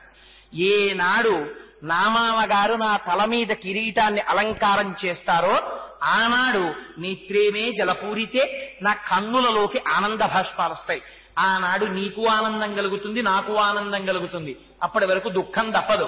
ఈలోగా నువ్వు పిశాచ రూపంతో కొంతకాలం తిరిగి స్వామి పుష్కరిణిలో స్నానం చేస్తే, అలా స్వామి పుష్కరిణిలో స్నానం చెయ్యడం చేత కలిగినటువంటి పుణ్యబలం చేత పిశాచ రూపాన్ని విడిచిపెడతావని అనుగ్రహాన్ని కటాక్షించారు. ఆ మహానుభావుడు సువీరుడనేటటువంటి రాజు, ఆ చోళరాజు వెళ్లి ఆ స్వామి పుష్కరిణి కొంతకాలం పిశాచంగా ప్రవర్తించి చిట్ట చివరికి ఆ స్వామి పుష్కరిణిలో స్నానం చేశాడు. ఆనాడు శ్రీనివాసుడు ఏ గోపాలబాలుణ్ణైతే శిక్షించినప్పుడు ఆయన తీవ్రమైనటువంటి దృక్కులతో చూడడం చేత ఆ గోపాలుడు మరణించాడో, ఆ గోపాలుని యొక్క వంశములకు చెందిన వారందరూ బంధువులు అక్కడ నిలబడి ఉంటే ఆనాడు పరమాత్మ వాళ్ళకు ఒక వరాన్ని కటాక్షించారు. ఏమిటో తెలుసా అండి వరం? ఇక మీదట మొట్టమొదట కలియుగంలో నేను వాల్మీకమునందు ఉండగా వచ్చి దర్శనం చేసినటువంటి వాడు ఈ గోపాలుడు కనుక ప్రతిరోజు ఆనంద నిలయంలో సుప్రభాతం జరిగేటటువంటి వేళలో ఎప్పుడైనా ప్రతిరోజు కూడా ఈ గోపాల బాలుని యొక్క వంశమునకు చెందినటువంటి వారే ప్రథమ దర్శనం చేస్తారు అని ఆ గోపాల బాలుని యొక్క వంశము వారికి వరం ఇచ్చారు. అందుకే ఇప్పటికీ కూడా సన్నిధి గొల్ల అని ఆనంద నిలయంలో స్వామివారి సుప్రభాతం పలికేటటువంటి సమయంలో తెల్లవారుజామున 2 గంటలకే నిద్రలేచి స్నానం చేసి ఊర్ధ్వపుండ్రములను పెట్టుకుని చేతిలో ఒక రకమైనటువంటి పరికరాన్ని ఒక దాన్ని పట్టుకుని అది మోగిస్తూ అక్కడ ఉన్నటువంటి అర్చకుల ఇళ్లకి వెళ్లి వాళ్ళని నిద్రలేపి వాళ్ళు కుంచకోల అని పట్టుకుని వస్తారు స్వామివారి ఆలయం తెరవడానికి. ఆ కుంచకోలతో తెరవడం అనేటటువంటిది ఒక్క ఆ అర్చకులకి మాత్రమే వంశపారంపర్యంగా తెలుస్తుంది. అందుకని ఆయన్ని తీసుకుని ఆ అర్చకుల్ని తీసుకుని వస్తాడు సన్నిధి గొల్ల. తీసుకుని వచ్చిన తర్వాత ఆనంద నిలయం దగ్గరికి వెడతారు. తెల్లవారుజామున ఖచ్చితంగా 3 గంటలు అవగానే ఉపాధ్యాయులందరూ చుట్టూ నిలబడతారు.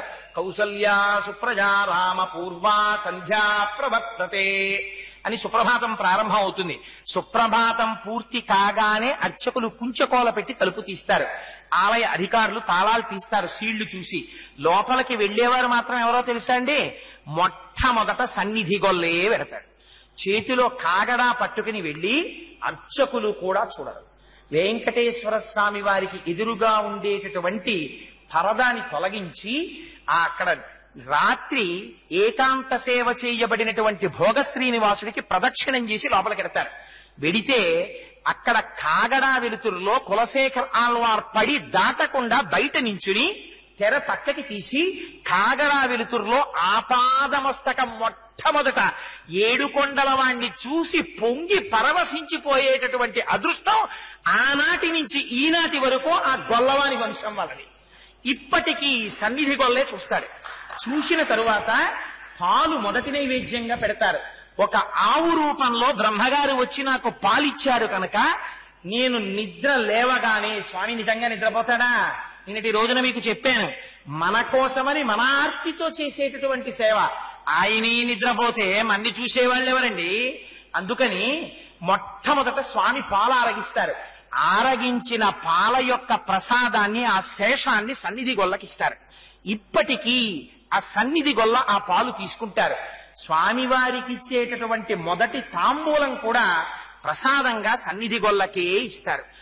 ఆనాటి నుంచి ఈనాటి వరకు ఏ గోపాలుడైతే ఏ గొల్లవాడైతే గొడ్డలి పెట్టి ఆనాడు ఆవుని కొట్టాడో ఆ వంశంలోని వాళ్ళకే ఇప్పటికీ అధికారం.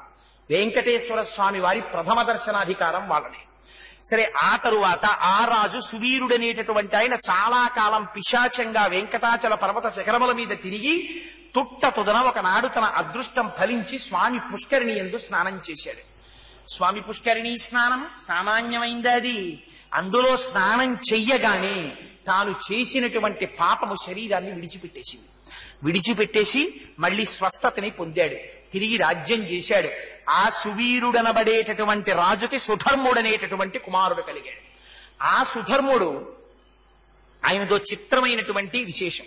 ఆయన ప్రజల్ని కన్నబిడ్డల్లా పరిపాలించాడు.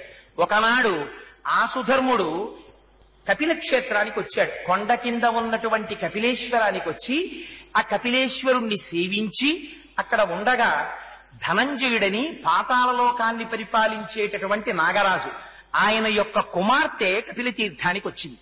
వస్తే ఈ సుధర్ముడు చూశాడు. చూసి మోహించి నిన్ను వివాహం చేసుకుంటానన్నాడు.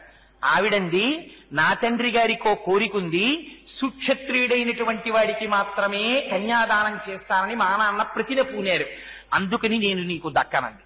ఆయన అన్నాడు, నేను సుక్షత్రియుణ్ణి, నా పేరు సుధర్ముడు, నేను ఇక్కడే రాజ్యం పరిపాలిస్తున్నాను నారాయణపురాన్ని రాజధానిగా చేసుకుని, అందుకని నిన్ను వివాహం చేసుకుంటానంది.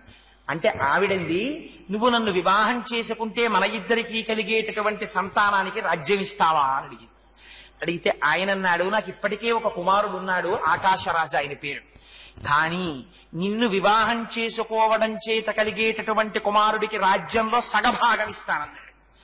ఆనాడు అక్కడ ఉండేటటువంటి దొండ పొదలలో క్రీడించారు వాళ్ళిద్దరు. క్రీడించిన తర్వాత రాజు తన రాజముద్రికని ఆ నాగకన్యకిచ్చాడు.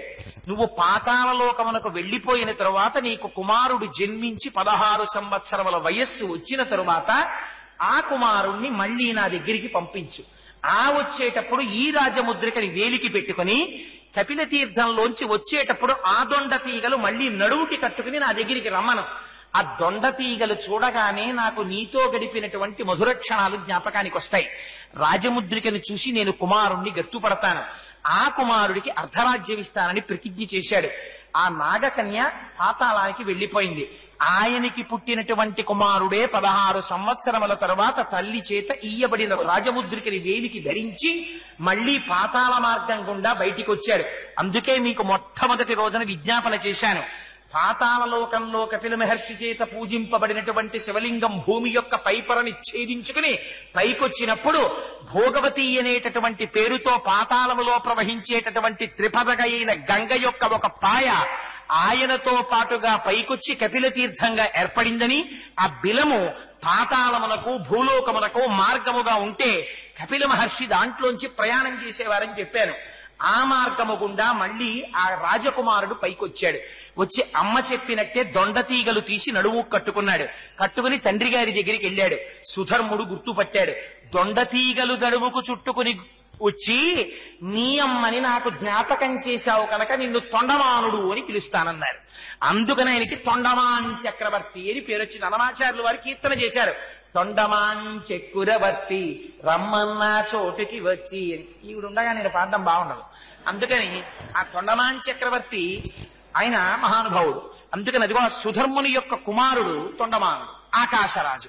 ఆకాశరాజు ఎవరు మీరు జ్ఞాపకం తెచ్చుకోవాలి. మొదటి రోజు ఉపన్యాసాన్ని మాధవుడనేటటువంటి త్రికాల సంధ్యావందనము చేసేటటువంటి శ్రోత్రియుడైన బ్రాహ్మణుడు కలి యొక్క ప్రభావం చేత ఒకనాడు కుంతలా అనబడేటటువంటి ఒక స్త్రీని కామించి యజ్ఞోపవీతంతే ముండయిత్వా శిరస్తథ, నువ్వు ఆ శిరస్సు ముండనం చేయించేసుకుని యజ్ఞోపవీతం తీసి అవతల పారేసి ఆ శిఖ తీసేసి అబ్రాహ్మణ్యముపాగమ్య భక్ష గోమాంసముత్తమం అందావిడ. ఆ రోజున సురాపానం చేయరా, ఆవు మాంసం తిను, శిఖ తీసే, బోడిగుండుతో తిరగమంటే సిగ్గు లేకుండా ఆనాడు కుంతలతో తిరిగినటువంటి బ్రాహ్మణుడు ఎవడున్నాడో ఆయన రాస పరివారంతో కలిసి కపిల తీర్థంలో స్నానం చేసి పరమేశ్వరుణ్ణి అర్చించి వెంకటాద్రి పర్వత శిఖరాన్ని చేరితే బ్రహ్మగారు సంతోషించి స్వామి పుష్కరిణిలో స్నానం చేసి పాపపంకిలమైన ఈ శరీరాన్ని విడిచిపెట్టి వెంకటేశ్వర స్వామి వారికి పిల్లనిచ్చేటటువంటి అధికారము కలిగినటువంటి జామాత స్వరూపమును పొందేటటువంటి వాడివై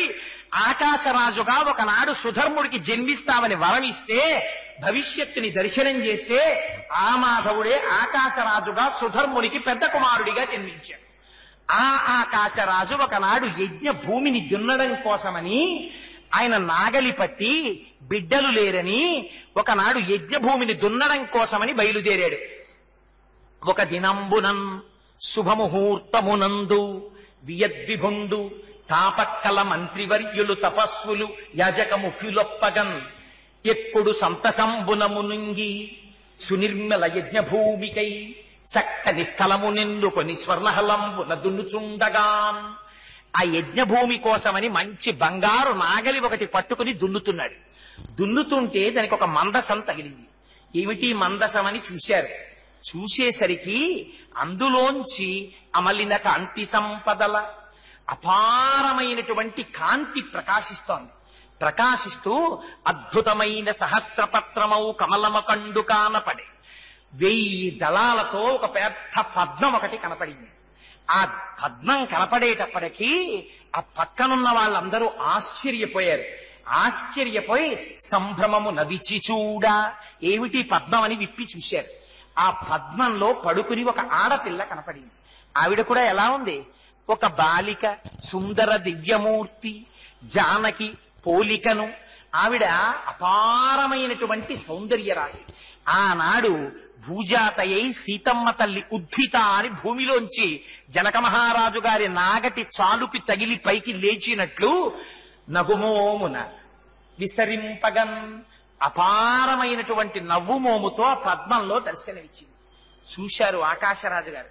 పొంగిపోయిన అదృష్టమే అదృష్టం, యజ్ఞభూమిని దున్నుదామనుకుని నాగలి పట్టుకుని బయలుదేరగానే నాగటి తాలికి తగిలినటువంటి మందసంలో ఉన్నటువంటి 1000 రేకుల పద్మంలో ప్రకాశిస్తూ కనపడి నాకు ధన్యతనిచ్చిన తల్లి కనుక ఈ అమ్మని పద్మావతి అని పిలుస్తాను అన్నారు. అని పద్మావతి అని పేరు పెట్టుకుని ఆకాశరాజు గారు ఆ పిల్లని కంటికి రెప్పలా పెంచి పెద్ద చేస్తున్నారు. ఆ ఆడపిల్ల దొరికిన అదృష్టం, ఆడపిల్ల దొరకడం ఏమిటంటే ఆవిడ ఆడపిల్ల. ఆ తల్లి ఎవరు? ఆ తల్లి సాక్షాత్తు లక్ష్మీ స్వరూప.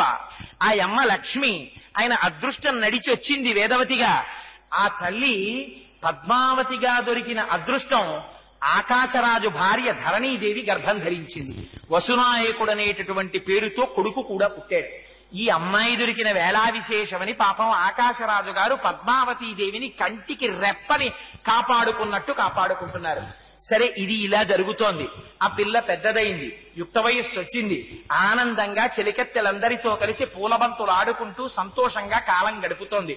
ఒకనాడు ఆ పిల్ల అలా ఆడుకుంటున్నటువంటి సమయంలో అపారమైనటువంటి వృద్ధ స్వరూపం కలిగినటువంటి వాడిగా నారద మహర్షి వచ్చారు. వచ్చి చూశారు. అమ్మా, ఏదమ్మా నీ చెయ్యి అన్నాడు. అవతలవాడు పురుషుడు వృద్ధ స్వరూపంతో వచ్చాడు. ఎవరో అని జంకింది తల్లి. పురాణంలో రాశారు. ఎంత చిత్రమైన మాట రాశారో తెలుసా అండి? నారద మహర్షి అడిగారు, అమ్మా ఒక్కసారి నీ చెయ్యి పట్టుకు చూసి జాతకం చెప్పడం కోసమని ఎన్ని రోజుల నుంచి ఎదురు చూస్తున్నానోనమ్మా, ఏదమ్మా నీ చెయ్యి ఇమ్మన్నారు. చూశారు. పాణి పద్మదళాకారం. అమ్మా నీ చేతులు కూడా పద్మంలాగే ఉన్నాయమ్మా. పద్మాననే పద్మవూరు పద్మాక్షి పద్మ సంభవే త్వమాం భజస్వ పద్మాక్షి ఘన సౌఖ్యం లభామ్యహం. ఎప్పుడొచ్చినా అలాగే కదా రావాలా తల్లి. ఎప్పుడొచ్చినా కంటికి కనపడకుండా, పైకి తెలియకుండా అలాగే వస్తుంది. ఒకనాడు జనక మహారాజు గారిని ఉద్ధరించింది జానకి అని పేరు పెట్టుకుంది. ఒకనాడు ఆకాశరాజు గారిని ఉద్ధరించింది పద్మావతి అని పేరు పెట్టుకుంది. ఇవాళ నిజంగా అలా వచ్చేస్తే మనందరం ఇంకా ఆవిడ వంకే చూస్తామని, కోటేశ్వరరావు ఉపన్యాసం వినేవాడు ఉండడని, అయ్యో పాపం ఇంత ఆర్తి చెందిన హరిప్రసాద్ గారిని ఎలా ఉద్ధరించాలి అనుకుంది. పసుపు తాళ్లగా నడిచొచ్చింది. రావా ఆనాడు ఉద్ధరణే, ఈనాడు ఉద్ధరణే. అమ్మ దృష్టి ఏమిటి? ఎప్పుడూ ఉద్ధరించడమే. వెంకటాచల మహాత్యం చెప్పించాలని తాపత్రయపడి ఆర్తితో బయలుదేరిన హరిప్రసాద్ గారు ధన్యజీవులైపోయారు. ఎందుకని? పద్మావతీదేవికి తండ్రి గారు అయిపోయారు, శ్రీనివాసుడు అల్లుడైపోయాడు. ఇంకా ఆయనకి కావలసిందేమిటి?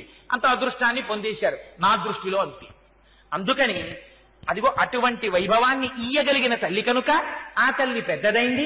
ఆకాశరాజు గారికి శ్రీనివాసుణ్ణి అల్లుణ్ణి చేసి ఉద్ధరించడానికి వచ్చింది అమ్మ. హాయిగా పూలబంతులు ఆడుతోంది. అక్కడ శ్రీనివాసుడో స్వామి ఆ వాల్మీకమునందున్నారు. ఆ తలకి దెబ్బ తగిలింది. బృహస్పతిని పిలిపించారు, ఓషధుల్ని రప్పించారు. ఆ తలకి గాయానికి కట్టుకున్నారు. కట్టుకుని ఒకనాడు పాపం బయలుదేరి వెడుతున్నారు వెంకటాచలం కొండ మీద. ఆదివరాహమూర్తి కనబడ్డారు. ఇదో విచిత్రం, ఒకే పరమాత్మ. పోనీ ఏదో శివుడు కేశవుడు అని రెండుగా కనిపిస్తే అర్థం ఉంది. మాకు శివుడు కావాలండి కేశవుడు అక్కర్లేదనే అజ్ఞాని, మాకు కేశవుడు కావాలండి మాకు శివుడు అక్కర్లేదనే అజ్ఞాని బయలుదేరచ్చు. ఒక శ్రీ మహావిష్ణువు 2 రూపాలతో కనిపిస్తున్నారు. ఒకరు ఆదివరాహమూర్తిగా, ఒకరు శ్రీ మహావిష్ణువుగా, సాక్షాత్తు వెంకటేశ్వరుడిగా ఇద్దరిగా కనబడుతున్నారు. కనపడుతుంటే ఆదివరాహమూర్తిని చూశారు. ఆదివరాహమూర్తి చుట్టూ పరివారం ఉన్నారు. ఈయనెవరెక్కడి నుంచి వచ్చారు కొండ మీద కన్నారు. కలియుగ ధర్మం చూడండి ఎంత చిత్రంగా ఉంటుందో. అంటే వరాహమూర్తి దగ్గరికి వెళ్లి స్వామి అన్నారు, వైకుంఠం నుంచి వచ్చానయ్యా, ఒంటరివాణ్ణి, లక్ష్మి కొల్హాపురం వెళ్ళిపోయింది, మనశ్శాంతి వెతుక్కుంటూ వచ్చాను. నిజంగా ఆయన అందుగా వచ్చారు. అందరికీ మనశ్శాంతినివ్వడానికి వచ్చారు. పరబ్రహ్మంగా కనపడడానికి వచ్చారు. ఏకబేరమూర్తిగా నిలబడడానికి వచ్చారు. ధ్రువమూర్తిగా ఉండడానికి వచ్చారు. అందుకని కొల్హాపురంలో లక్ష్మి ఉందయ్యా, ఒక్కడే ఉన్నాను, నాకు ఇంత స్థలం ఇవ్వండి అయ్యా, వెంకటాచలం కొండ మీద ఉంటానన్నారు. అంటే వరాహమూర్తి అన్నారు, యుగధర్మమయ్యా, స్థలం మౌల్యేన గృహ్యతాం, డబ్బు కట్టి స్థలం పుచ్చుకో అన్నారు. అంటే ఆయన కూడా స్థలాల మకం మొదలు పెట్టారు. రియల్ ఎస్టేట్ వ్యాపారం మొట్టమొదటి వరాహమూర్తి మొదలెట్టారేమో ఈ దేశంలో. అంటే వెంకటాచలపతి అన్నారు, అయ్యో నేనేమిస్తానయ్యా, లక్ష్మి దగ్గరుందా? కొల్హాపురంలో ఉంది. కొల్హాపురంలో లక్ష్మీదేవి ఉంటే నేను ద్రవ్యం పట్టుకొచ్చి నీకేమివ్వను. అందుకని స్వామి ద్రవ్య రూపంలో నీకొకటి ఇస్తాను. ఏమిటది? ప్రథమం దర్శనం చాస్యాత్. ఎవరైనా ఈ కొండ మీదకి భక్తులు నన్ను దర్శనం చేసుకోవడానికి వచ్చేటటువంటి వారు ప్రథమ దర్శనం నిన్నే చేస్తారు. పైగా నైవేద్యం క్షీరసేచనం, మొదటి నైవేద్యం తండ్రి నీకే చెందుతుంది. మొట్టమొదట పాలు అభిషేకాదులు అన్ని నీకు నిర్వహింపబడతాయి. అర్చన నీకు జరిగిన తరువాత నాకు జరుగుతుంది, నైవేద్యం నీకు జరిగిన తరువాత నాకు జరుగుతుంది. మొదటి దర్శనం నిన్ను చూశాక నన్ను చూస్తారు. అలా వస్తేనే దర్శనం పరిపూర్ణమని ఖాతాలో వేసుకుంటానన్నారు. శ్రీనివాసుడి మాట నిలబెట్టాలంటే ఆయన మాట మనం నిలబెట్టడం కాదు, ఆయన మాట ప్రకారం దర్శనం చేసిన ఫలితం పొందాలంటే ఆదివరాహస్వామి దర్శనం చేసిన తరువాత మాత్రమే వెంకటాచలపతి దర్శనం చెయ్యాలి. లేకపోతే ఆయన వేళ రాత్రి 1 గంటకి కంప్యూటర్లో లిస్ట్ ఒకటి తీసిస్తాడు, నా దగ్గరికి రాకుండా నీ దగ్గరికి వచ్చిన వాళ్ళు. ఈయన చూసి అటు పేర్లు ఇటు పేర్లు చూసుకుని సీరియల్ నెంబర్ 32